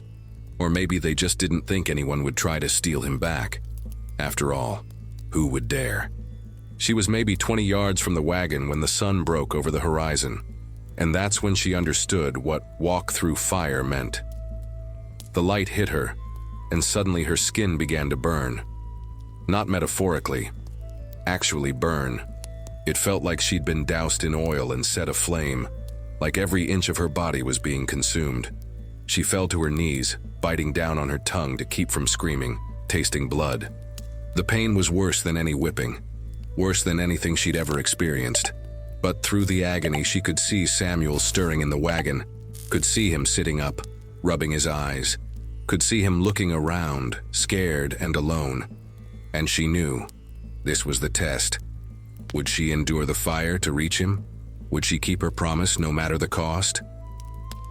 Benedita forced herself to stand, forced herself to take one step forward, then another. Each step felt like walking through hell itself, flames licking at her from the inside out. But she kept moving, kept walking, her eyes locked on Samuel's face. And as she got closer, as the pain reached its peak and she thought surely she would die from it, the fire suddenly vanished. The test was complete. She had passed, and now nothing would stop her from taking that child home. Samuel saw her first. Through the bars of the wagon, his eyes went wide, and he opened his mouth to call out. But Benedita pressed a finger to her lips, signing for him to stay quiet. The boy understood immediately, smart child that he was, and nodded, his little hands gripping the bars tighter. Benedita moved quick and silent as a shadow. The lock on the wagon was simple, meant more to keep a child in than to keep anyone out. She'd seen Taggart open similar locks 100 times. Her fingers worked at it, and within seconds she heard the click. The door swung open quiet on its hinges, and Samuel launched himself into her arms. She caught him, pressed him close to her chest, felt his heart beating fast as a bird's against her own. He was shaking all over, tears streaming down his face, but he didn't make a sound. Just held on to her like she was the only solid thing in a world gone mad. "I knew you'd come," he whispered against her neck. "The spirits told me. They said you made a promise and you always keep your promises." "That's right, baby," Benedita whispered back. "Now we gotta go. Quiet as mice, you hear?" She closed the wagon door behind them, left the lock hanging open but positioned so it looked closed from a distance. Then she turned and started walking back the way she'd come, Samuel wrapped around her like a vine, his legs locked around her waist, his arms around her neck. They'd made it maybe 50 yards when she heard the shout behind them. "Hey, hey, the boy's gone!" The fat man had come out of the inn, probably to check on his cargo before they set out again. His voice rose to a bellow that would wake the dead. "Someone stole the merchandise, the slave boy's been took." Benedita didn't run. Running would have been useless. They'd catch her in minutes on horseback. Instead, she turned around slow, facing the men who were now pouring out of the inn. The fat one, and the thin one, and the innkeeper too, all of them angry and confused. "That's my boy," she said, her voice carrying clear across the distance. "And I'm taking him home." The thin man laughed, a sound like breaking glass. "Your boy? Girl, you got papers saying he's yours?" "'Cause I got papers saying he's mine, bought and paid for legal." "Don't care about your papers," Benedita said. "Don't care about your laws. This child ain't property. He's a person. He's got a mama who loves him, and he's coming home with me." The fat man pulled a pistol from his belt. "Put the boy down and step away, or I'll shoot you where you stand." Samuel whimpered, his grip on Benedita tightening. She could feel him trembling, could feel his fear. but she could also feel the power the spirits had given her, humming just beneath her skin, waiting to be called. "You won't shoot me," Benedita said, and as she spoke, she let some of that power show. Her eyes began to glow with that same blue-green light from the swamp. The air around her seemed to shimmer and warp. "Because if you do, what comes next will be worse than any nightmare you ever had." The fat man's hand started to shake. The thin man took a step back. Even the innkeeper, who'd probably seen all kinds of trouble in his day, went pale. What are you?" the thin man whispered. "I'm a mother protecting her child," Benedita said. "I'm a promise keeper. I'm what happens when you push someone too far and they got nothing left to lose." She paused, let the words sink in. "And I'm walking away now with this boy. You can try to stop me if you want, but I'm telling you true. You won't like what happens if you do." For a long moment, nobody moved. The three men stood frozen, caught between greed and fear, between what they wanted to do and what their instincts were screaming at them to avoid. Then from somewhere in the distance came the sound of horses, multiple horses moving fast, and voices shouting, the patty rollers, slave catchers who made their living hunting runaways. Someone must have sent word ahead that there might be trouble. Benedita knew she was out of time. She turned and ran, holding Samuel tight against her, her feet flying over the ground faster than should have been possible for someone carrying a child. Behind her, she heard the fat man yell for the patty rollers to stop her, heard the thunder of hooves getting closer. But the spirits hadn't abandoned her. As she ran, the fog rolled in. That same thick white mist from the swamp, appearing out of nowhere on a clear morning, wrapping around her like a cloak. Within seconds, she couldn't see more than a few feet in any direction. But somehow, her feet knew where to go. Somehow, she could see the path ahead even through the fog. Behind her, she heard confused shouts, heard horses whinny and refuse to go forward, heard men cursing and calling out to each other as they lost their way in the mist. She ran for what felt like hours but was probably only minutes. Ran until the fog started to lift and she found herself at the edge of the woods near Ravenwood, the quarters visible in the distance. Her legs felt like water, her lungs burned, her whole body screamed for rest. But she'd done it. She'd kept her promise. Samuel pulled back just enough to look at her face. His eyes were still wet with tears, but there was something else there too. Wonder. Recognition. "You're different now," he said softly. "You shine different. The spirits marked you, didn't they?" "Yeah," Benedita said, her voice rough. "They marked me, but it was worth it, baby. You're safe, that's all that matters." "What about Mama? She's waiting for you," Benedita said. "She's been waiting and praying and crying since they took you. Let's go give her back her baby." They emerged from the tree line just as the morning work bell rang across the plantation. Slaves were filing out of their cabins, heading toward the fields, moving slow and tired like they always did. But when they saw Benedita walking toward them with Samuel in her arms, they stopped. Just stopped and stared, their mouths hanging open. Because Benedita looked different. Her clothes were torn and muddy, her face was scratched and bruised, but there was something else. A light around her that hadn't been there before.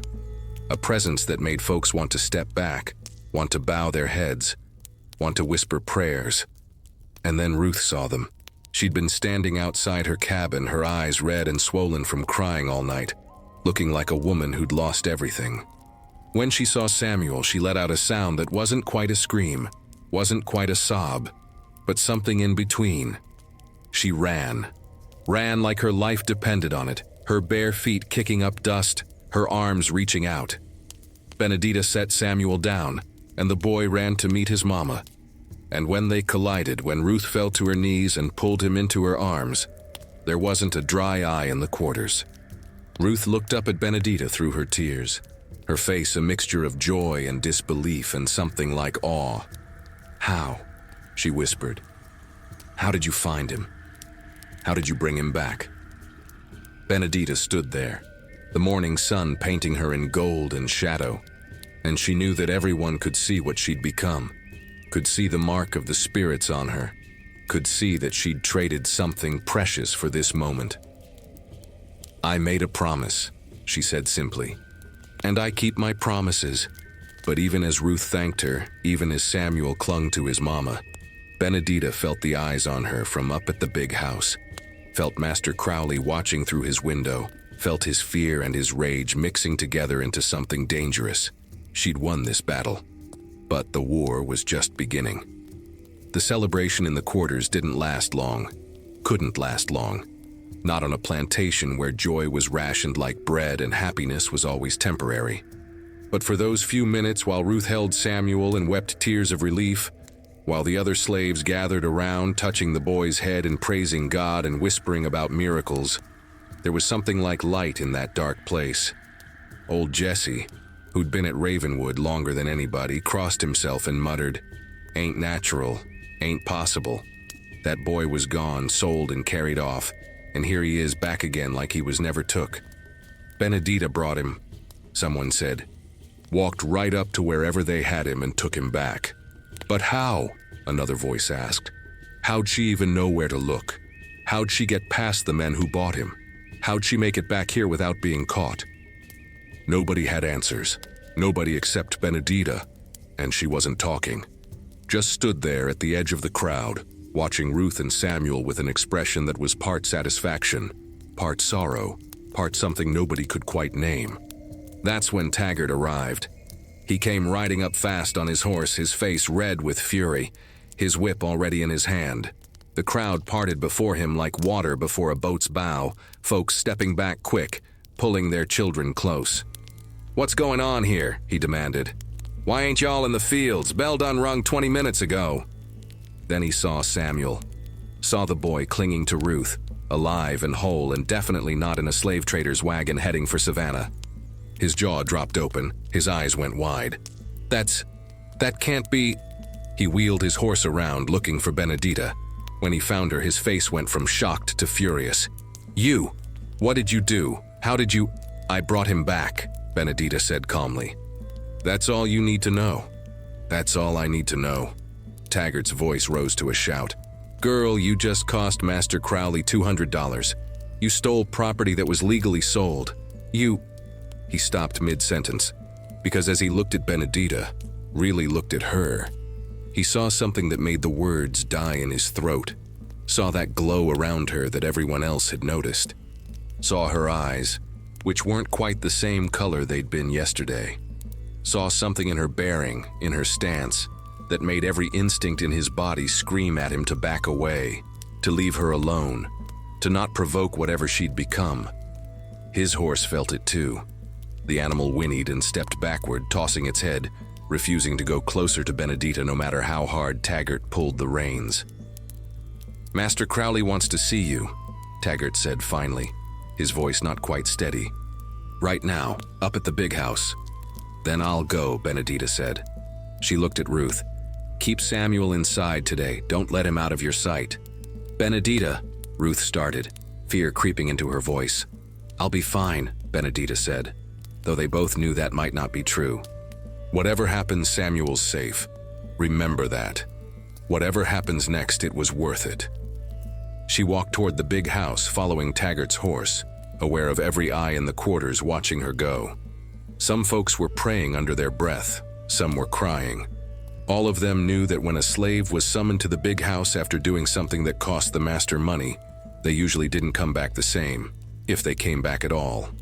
The big house loomed ahead, white columns gleaming in the morning sun, windows like eyes watching her approach. Benedita had been inside exactly 3 times in her life. Once as a child when her mama was still there, twice as an adult when she'd been called to help with heavy lifting. She hated every inch of it. Hated the expensive furniture bought with blood money. Hated the paintings on the walls of white men who'd built their wealth on human suffering. Hated the very air inside that smelled of tobacco and whiskey and arrogance. Taggart led her around to the back entrance the one slaves used, made her wait outside while he went in to announce her. She could hear voices inside, muffled but angry. Master Crowley was shouting about something, his words too garbled to make out but his rage clear enough. Then Taggart opened the door and gestured for her to enter.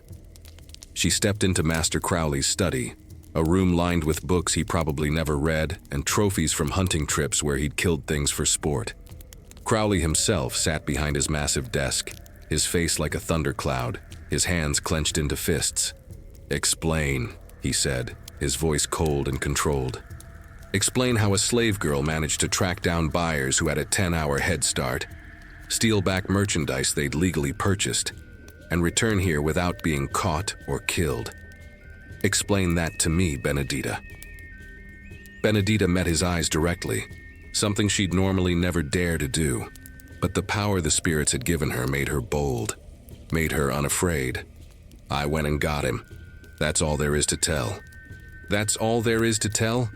Crowley stood up, his chair scraping harsh against the floor. "Do you have any idea what you've done? Those men will come back here demanding their money or the boy. They'll bring the law with them.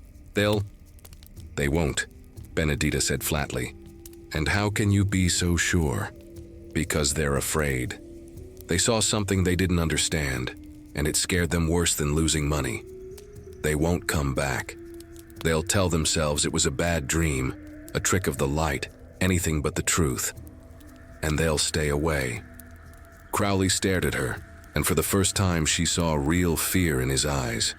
Not just anger or frustration, but genuine fear. "What are you?"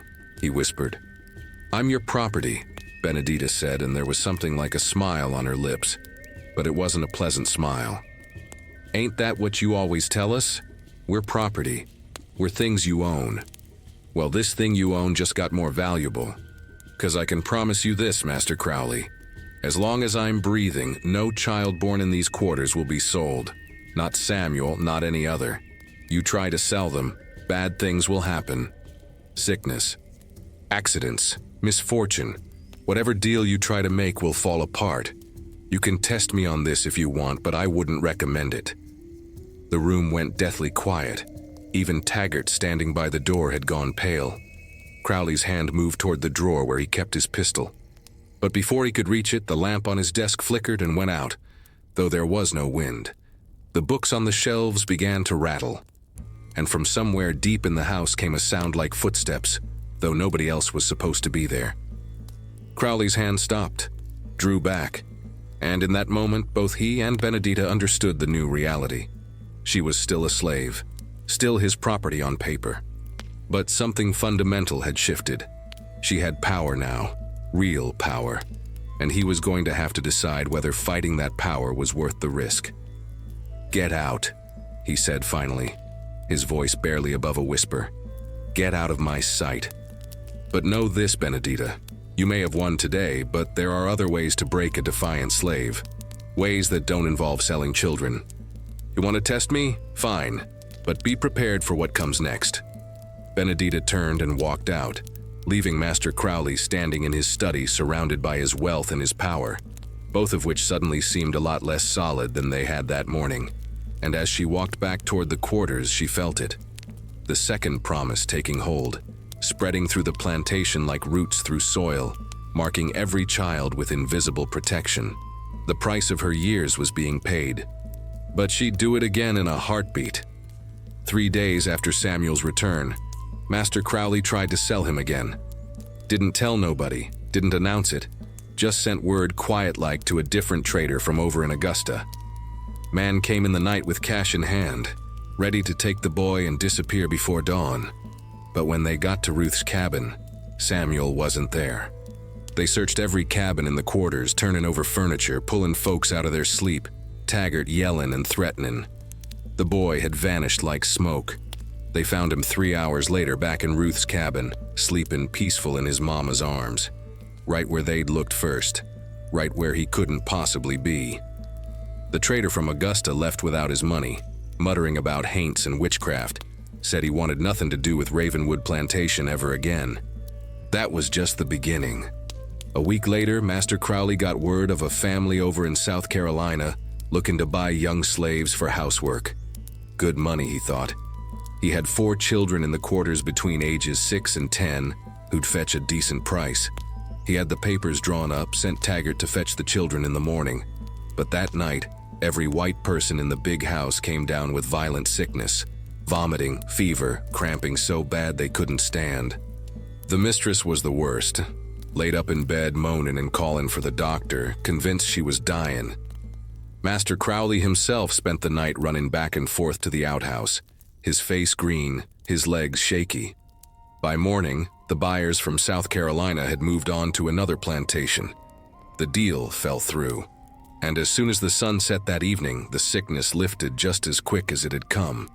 Everyone in the big house woke up the next day feeling fine, like nothing had ever happened. Except Master Crowley knew it wasn't natural, knew it was connected somehow to what Benedita had said in his study. He tried again anyway, 3 weeks later. This time he didn't plan to sell. He planned to lease out some of the older children to a factory in Savannah. Figured that way he'd still make money without technically breaking whatever curse Benedita had laid on him. The night before the factory foreman was supposed to arrive, the stables caught fire. Not the whole thing, just one section. The section where Master Crowley kept his prize horses, the expensive ones he used for breeding.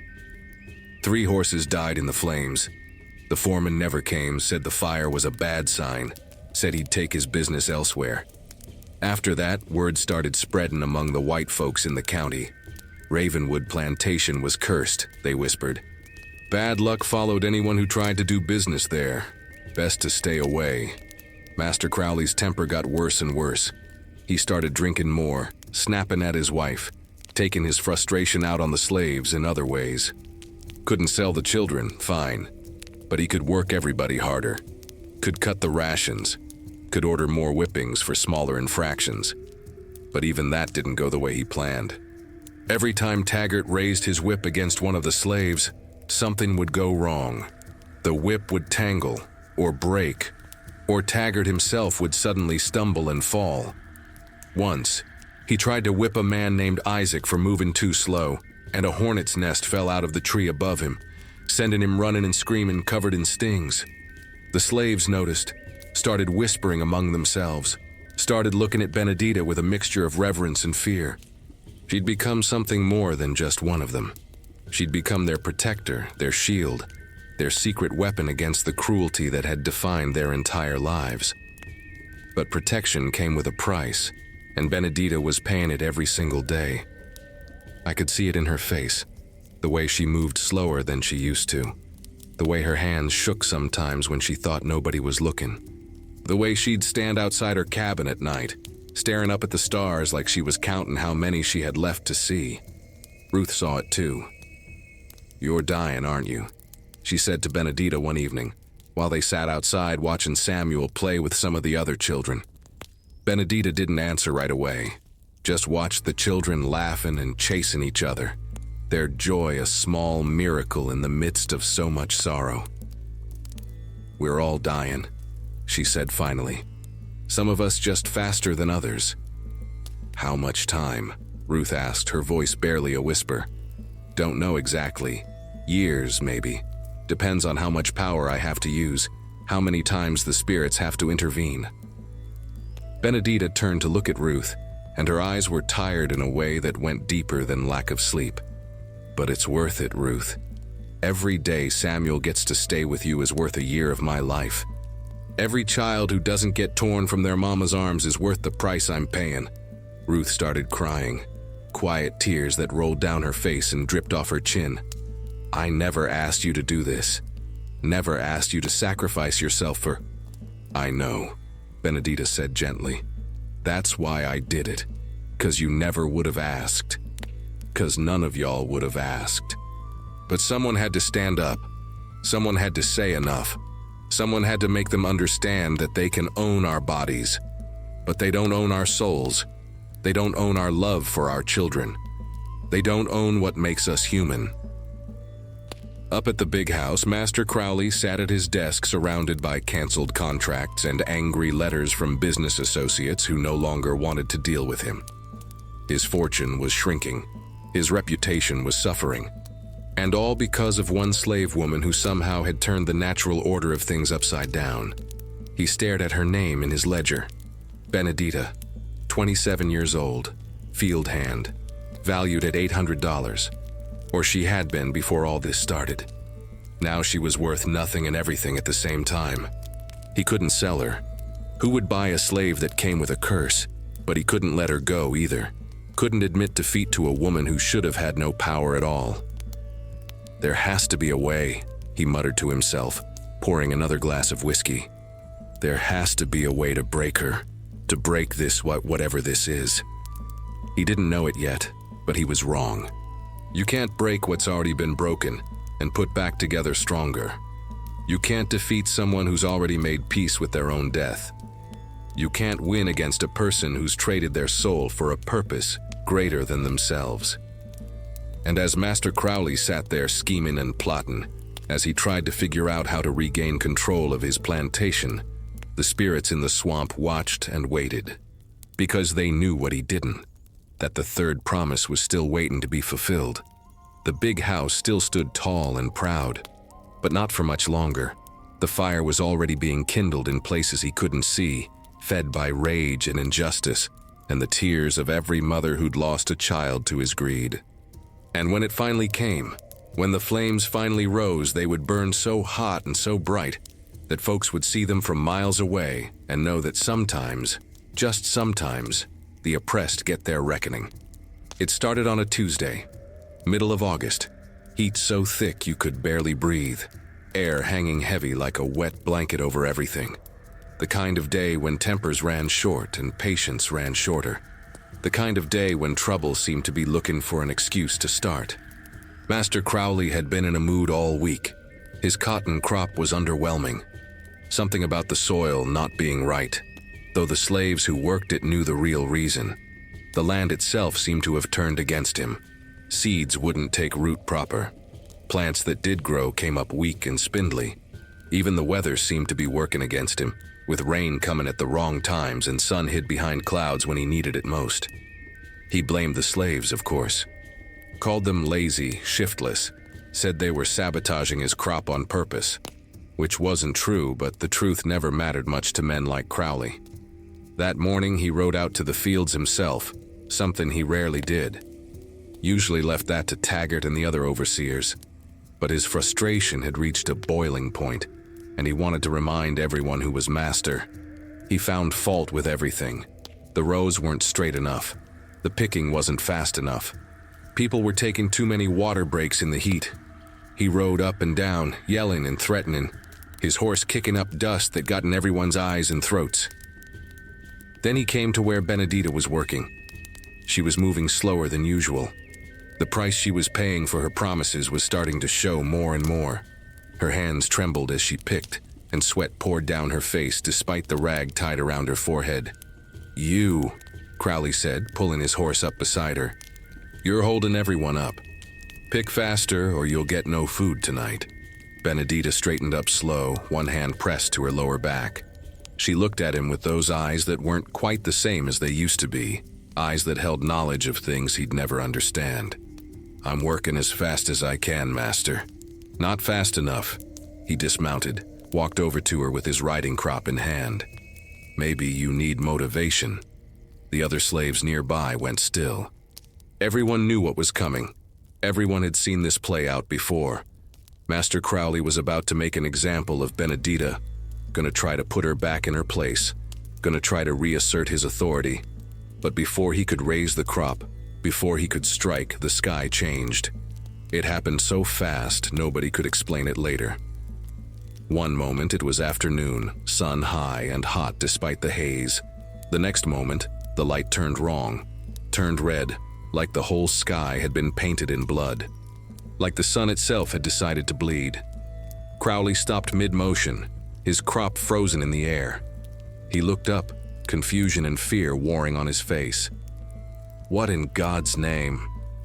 The temperature dropped, 20 degrees in as many seconds. The suffocating heat vanished, replaced by a cold that made people's breath come out in white puffs. Frost began forming on the cotton plants, impossible frost in the middle of August. Then the sounds started. Voices, hundreds of voices, thousands maybe, coming from everywhere and nowhere, speaking in languages nobody recognized and a few people did. African languages, the mother tongues that had been beaten out of slaves over generations, now rising up from the earth itself like it had been storing those voices underground. waiting for this moment. The horses panicked. Crowley's mount reared up and threw him, sent him sprawling in the dirt. The other overseer's horses bolted, running wild toward the plantation buildings with their riders hanging on for dear life. And in the middle of it all, Benedita stood perfectly still, her eyes closed, her lips moving in silent prayer or incantation or both. The frost formed around her feet but didn't touch her. The cold wind whipped everyone else's clothes, but her dress hung still as if she was standing in a different world entirely. The slaves backed away slowly, their eyes wide, their hearts hammering. They'd known Benedita had power, had seen evidence of it, but this was something else entirely. This was the kind of power that changed everything, that broke the rules so completely there was no going back. Crowley scrambled to his feet, his fine clothes covered in dirt, his face pale. "What are you?" he screamed at Benedita. "What devil are you working with?" Benedita opened her eyes. When she spoke, her voice carried across the field, clear as a bell despite the wind, despite the chorus of ancestral voices still echoing in the air. "No devil, Master Crowley, just debts being paid, just promises being kept, just justice that's been waiting too long to arrive." "I'll have you killed," Crowley spat. "I'll have you hanged, You'll do nothing," Benedita said, and there was no anger in her voice. Just certainty, just the weight of knowledge. "Because you're afraid. Because you know now what I've known all along, that your power over us was always an illusion, a comfortable lie you told yourself. But the truth is, Master Crowley, you never owned us. You never could. You owned our labor, you owned our time, you bought and sold our bodies. But our spirits, our souls, those were always ours. And now we're taking everything else back too." The red light intensified. The voices grew louder. And in the distance, from the direction of the big house, someone shouted in alarm, "Fire! Fire in the house!" Everyone turned.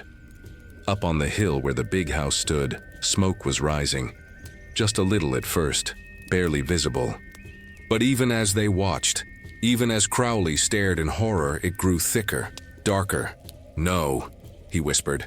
Then louder, "No!" He started running toward his home, stumbling over the uneven ground, his breath coming in panicked gasps. The overseers followed, and some of the house slaves ran too, thinking maybe they could help put it out. Maybe they could save something. But Benedita knew this was the beginning of the third promise. Knew that what was starting now wouldn't stop until the big house was nothing but ash and memory. The red light faded as quickly as it had come.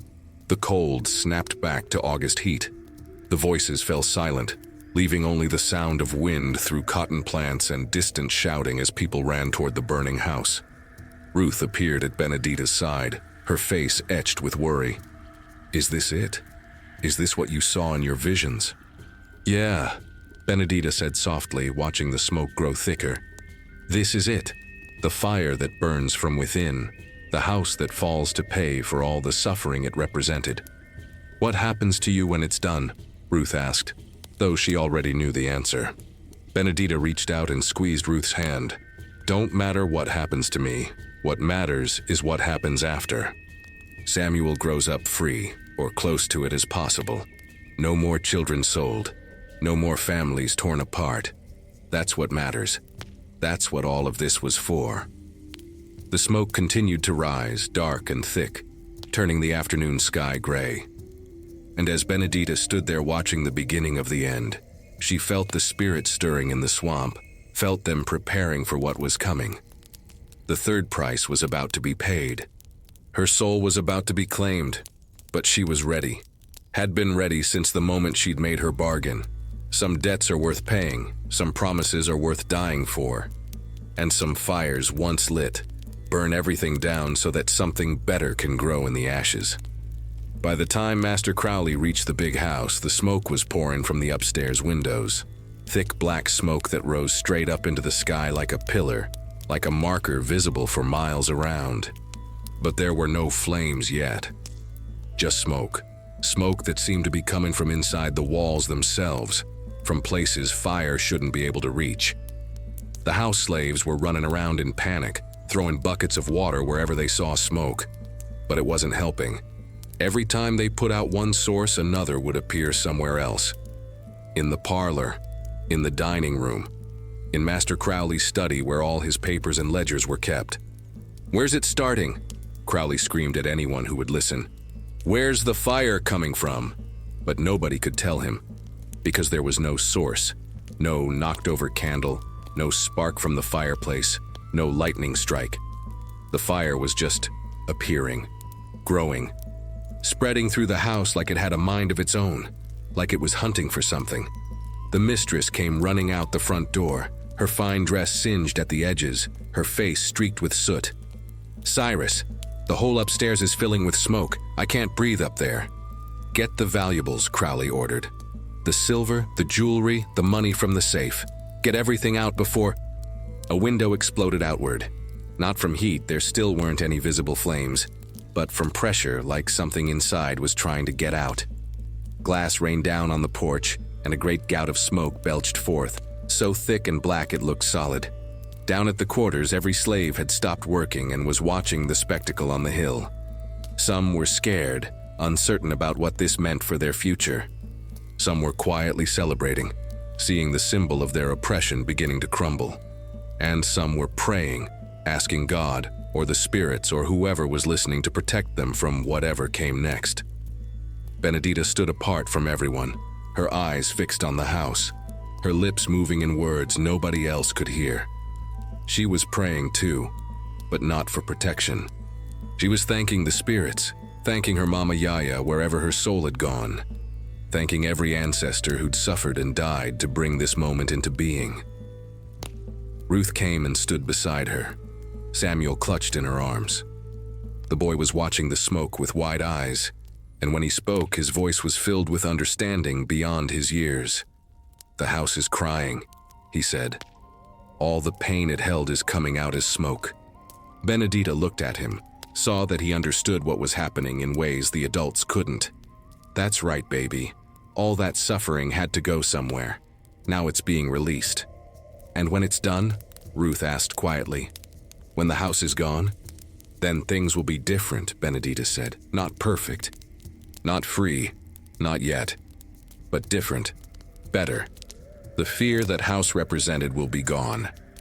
Master Crowley's power will be broken. And maybe, just maybe, the people who come after us will have a chance we never did." Back at the big house, the first real flames appeared. They burst through the roof suddenly, shooting up 20 feet into the air, orange and red and blue all mixed together in colors that fire shouldn't be. The sound they made wasn't the usual roar and crackle. It was more like singing, like 1,000 voices raised in triumph and sorrow at once. The bucket brigade gave up. There was no point. This fire couldn't be fought with water. Everyone who'd been trying to save the house backed away, watching helplessly as the flames spread faster and faster, consuming everything they touched. Master Crowley stood in his front yard, his face illuminated by the growing fire, watching his empire burn. His wealth, his papers, his proof of ownership for every slave and every acre, all of it turning to ash. He looked like a man who'd aged 10 years in 10 minutes, his shoulders slumped, his hands hanging limp at his sides. Taggart came running up, his face blackened with soot. "Sir, there's nothing we can do. The fire's everywhere. It's like it's coming from inside the walls, from the foundation itself. I've never seen anything like it." "It's her," Crowley said, his voice hollow. "That woman, Benedita, she did this. Somehow she did this." "How?" "She's been in the fields all day. We watched her. She never—" "It doesn't matter how." Crowley's voice rose to a shout. "She cursed this place, cursed me, cursed everything I built. And now—" He gestured helplessly at his burning home. "Now it's all gone." The flames reached the ground floor, and suddenly they intensified. Windows blew out one after another, glass and smoke and fire shooting outward like the house was exhaling its last breath. The heat became so intense that everyone had to back up even further, shielding their faces with their arms. Inside the quarters, old Jesse started singing. One of those old spirituals that had been passed down from generation to generation, the ones that spoke of deliverance and judgment and the mighty falling while the lowly were raised up. His voice was cracked and rough, but it carried clear in the afternoon air. One by one, other voices joined him. A whole chorus rising from the slave quarters, singing while the big house burned, singing while their oppressor watched his kingdom turn to ash. It wasn't celebration exactly.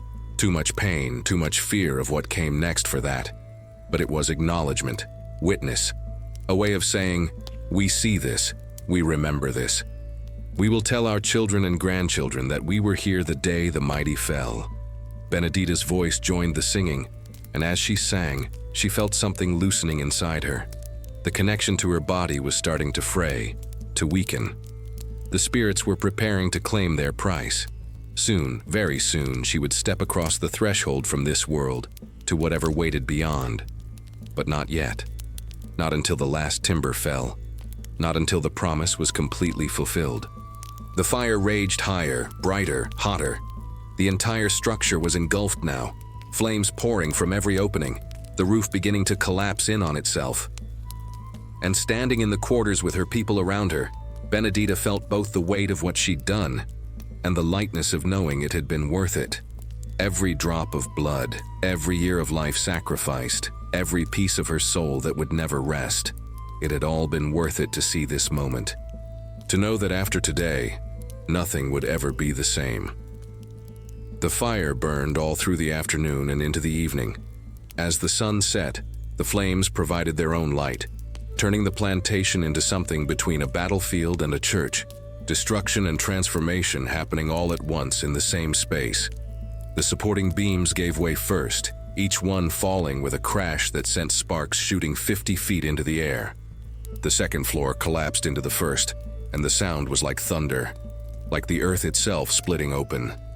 Furniture that had cost more than most slaves would earn in a lifetime was reduced to kindling in seconds. Paintings of Crowley ancestors with their stern faces and expensive clothes curled and blackened and disappeared. The grand piano in the parlor, imported from Europe at great expense, melted and warped until it was unrecognizable. And through it all, the fire kept that strange quality it had from the beginning.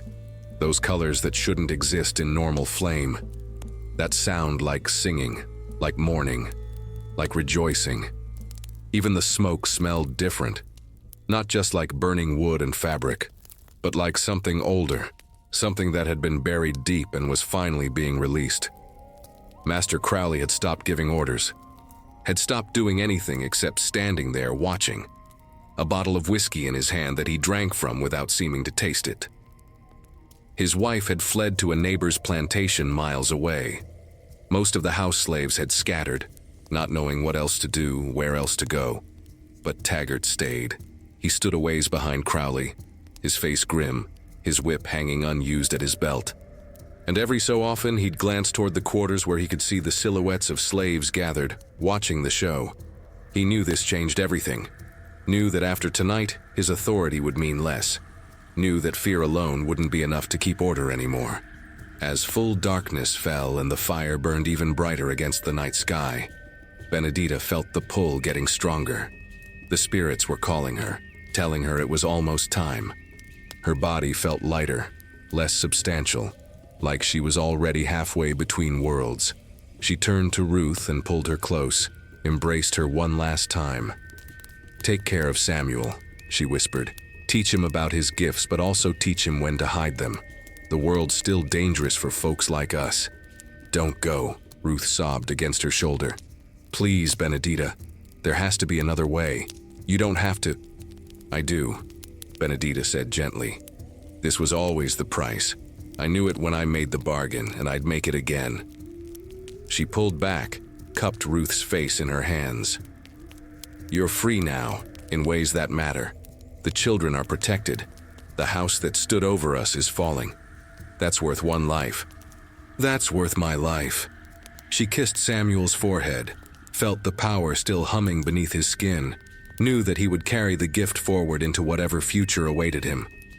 Then she turned and started walking toward the burning house. "Benedita," Ruth called after her. "Where are you going?" But Benedita didn't answer, just kept walking, her bare feet moving steadily across the ground, up the hill toward the flames that rose higher and higher into the night sky. The slaves in the quarters watched her go, and a hush fell over everyone. They understood, without needing to be told, that they were witnessing something sacred, something terrible and beautiful at the same time.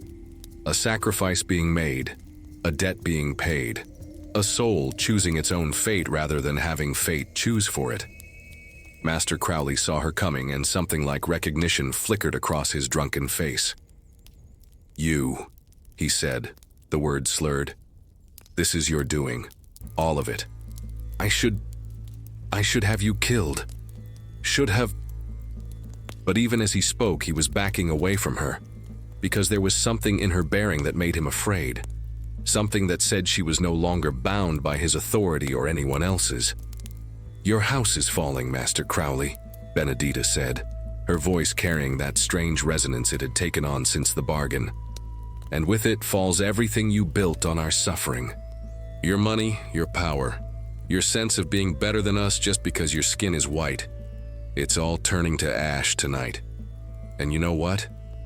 Ashes don't remember what they used to be. Ashes don't care about property lines or bills of sale. Ashes are just ashes." She walked past him, past Taggart, who stood frozen and uncertain, right up to the edge of the burning house. The heat should have been unbearable, should have driven her back. But she stood there calm as stone, watching the flames consume the last standing walls. And then she saw it. In the patterns of the fire, in the way the flames moved and danced, she saw symbols. The same symbols she'd seen in her visions, the same marks the spirits had shown her in the swamp. They were writing something in fire, spelling out a message in a language older than words. "This is what justice looks like," the flames said. "This is what happens when the debts of suffering become too great to carry.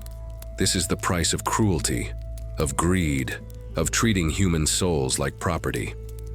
The last major beam gave way.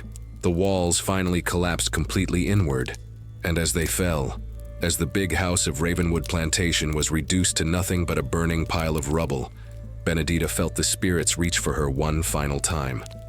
She closed her eyes, took a deep breath, and let go. Her body remained standing there at the edge of the flames, but something essential left it.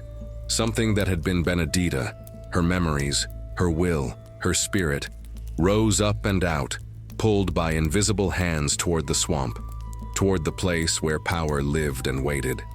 The slaves in the quarters saw it, saw the moment her body became empty, became just a shell. Some of them cried out, some fell to their knees. Some just stood there in silence, bearing witness to a transformation they'd never forget. Ruth's scream cut through the night. "Benedita, no!" But it was done. The third promise had been fulfilled. The house had fallen. And Benedita das Correntes, protector of children, keeper of promises, woman who'd traded her soul for justice, was gone. Her body collapsed slowly to the ground as the last flames flickered and died, as the smoke rose one final time into the night sky, carrying with it the end of an era and the beginning of something new. And in the swamp, in the dark waters where spirits dwelled, they welcomed her home. Not to rest, she would never rest, but to watch, to guard, to make sure that what she'd paid for with her life would endure long after her body turned to dust. Now let me tell you what happened after. Let me tell you how the story ended, or how it never really ended at all. They buried Benedita's body the next morning in the old cemetery near the quarters, the same place where so many of our people had been laid to rest without markers, without names carved in stone, without anything but memory to mark their passing.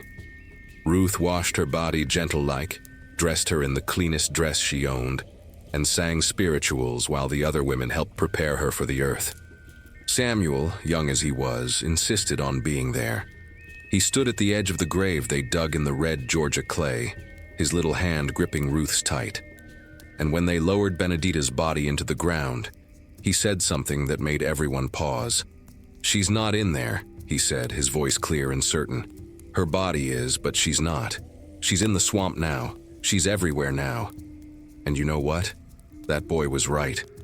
Master Crowley never rebuilt his big house. Didn't have the money or the spirit for it. The insurance men came and looked at the ruins and said they couldn't pay out. Called it an act of God, though we all knew better.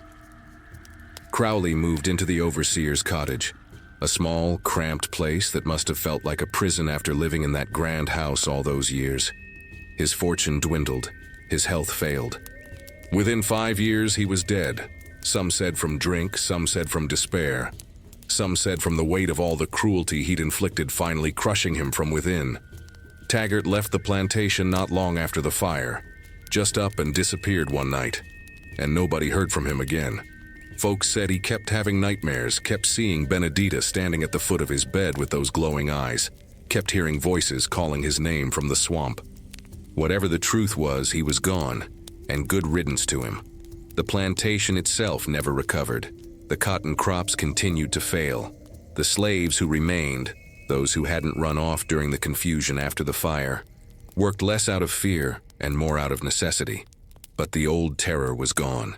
The absolute power that Crowley had wielded was broken, shattered like glass when the big house fell. And the children? Not a single one was sold. Not Samuel, not any of the others. Every time someone inquired about buying young slaves from Ravenwood, something would go wrong. The buyer would take ill, papers would get lost, accidents would happen. The protection Benedita had promised, bought with years of her life, held strong. Samuel grew up on that plantation, and when freedom finally came years later, when the war ended and the chains were struck off and we became citizens instead of property, he was one of the first to leave.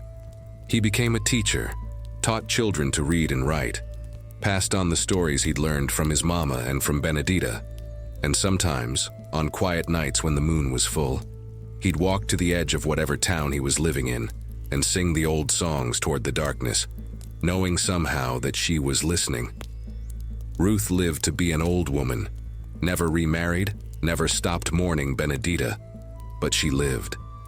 Raised Samuel right, saw him become a man, saw him have children of his own. And every year on the anniversary of the night the big house burned, she'd go to Benedita's grave and leave flowers and speak to the earth like her friend could hear her. Maybe she could. Maybe that's not just wishful thinking. As for me, I'm old now, like I said at the beginning, older than I ever thought I'd get to be. But I'm still here, still telling this story, still making sure that nobody forgets what happened at Ravenwood Plantation that summer, when the sky turned red and the big house fell, and a woman named Benedita das Correntes paid the ultimate price for her promises. People ask me sometimes if I ever saw her again after that night, if I ever encountered her spirit in the swamp or walking between the cabins on moonless nights. And the truth is, yeah, I did. It was years later, after freedom came, after I'd left Ravenwood and made a life for myself elsewhere. I went back once just to see the old place, to remember. The quarters were mostly empty by then, falling apart, being reclaimed by the woods. But the swamp was still there, dark and deep and full of secrets. I walked to the edge of it, stood where Benedita used to stand, and I swear to you on everything I hold sacred, I saw her. Just for a moment, just a glimpse through the Spanish moss and the morning mist. She looked the same as she had in life, but also different. More there and less there at the same time, if that makes sense. And she was smiling. Not a happy smile exactly, but a satisfied one. The smile of someone who'd done what needed doing and made peace with the cost. She didn't speak, didn't need to. I understood what that smile meant. Understood that she was still watching, still protecting, still keeping her promises even in death. And I understood that as long as people remembered her story, as long as folks told the tale of what she did and why she did it, she'd never really be gone. So that's why I'm telling you all this tonight. That's why I called you here to this fire to hear these words. Because memory is sacred, and forgetting is a kind of death worse than the grave. Benedita das Correntes gave up everything. Her years, her peace, her soul, to protect our children and strike a blow against the cruelty that defined her world. The least we can do is remember her. The least we can do is tell her story. The least we can do is make sure that the fire she lit never goes out, that the promises she made never break, that the sacrifice she chose is honored by everyone who hears her name. She suffered for us. She fought for us. She died for us. And in doing so, she showed us what true courage looks like, what love looks like when it's willing to pay any price, what freedom costs when you've lived your whole life in chains. So when you leave here tonight, when you go back to your homes and your lives, carry this story with you. Tell it to your children, tell it to your grandchildren. Let them know that once in the red clay lands of Georgia, there lived a woman who refused to accept the world as it was, and instead shaped it into something closer to what it should be. Let them know that houses built on suffering will always fall eventually. Let them know that promises kept in blood and fire never break. Let them know that our ancestors are still watching, still fighting, still demanding justice from beyond the grave. Who suffered, suffered. Who resisted, left memory. And memory, we keep it here in the echoes from the quarters.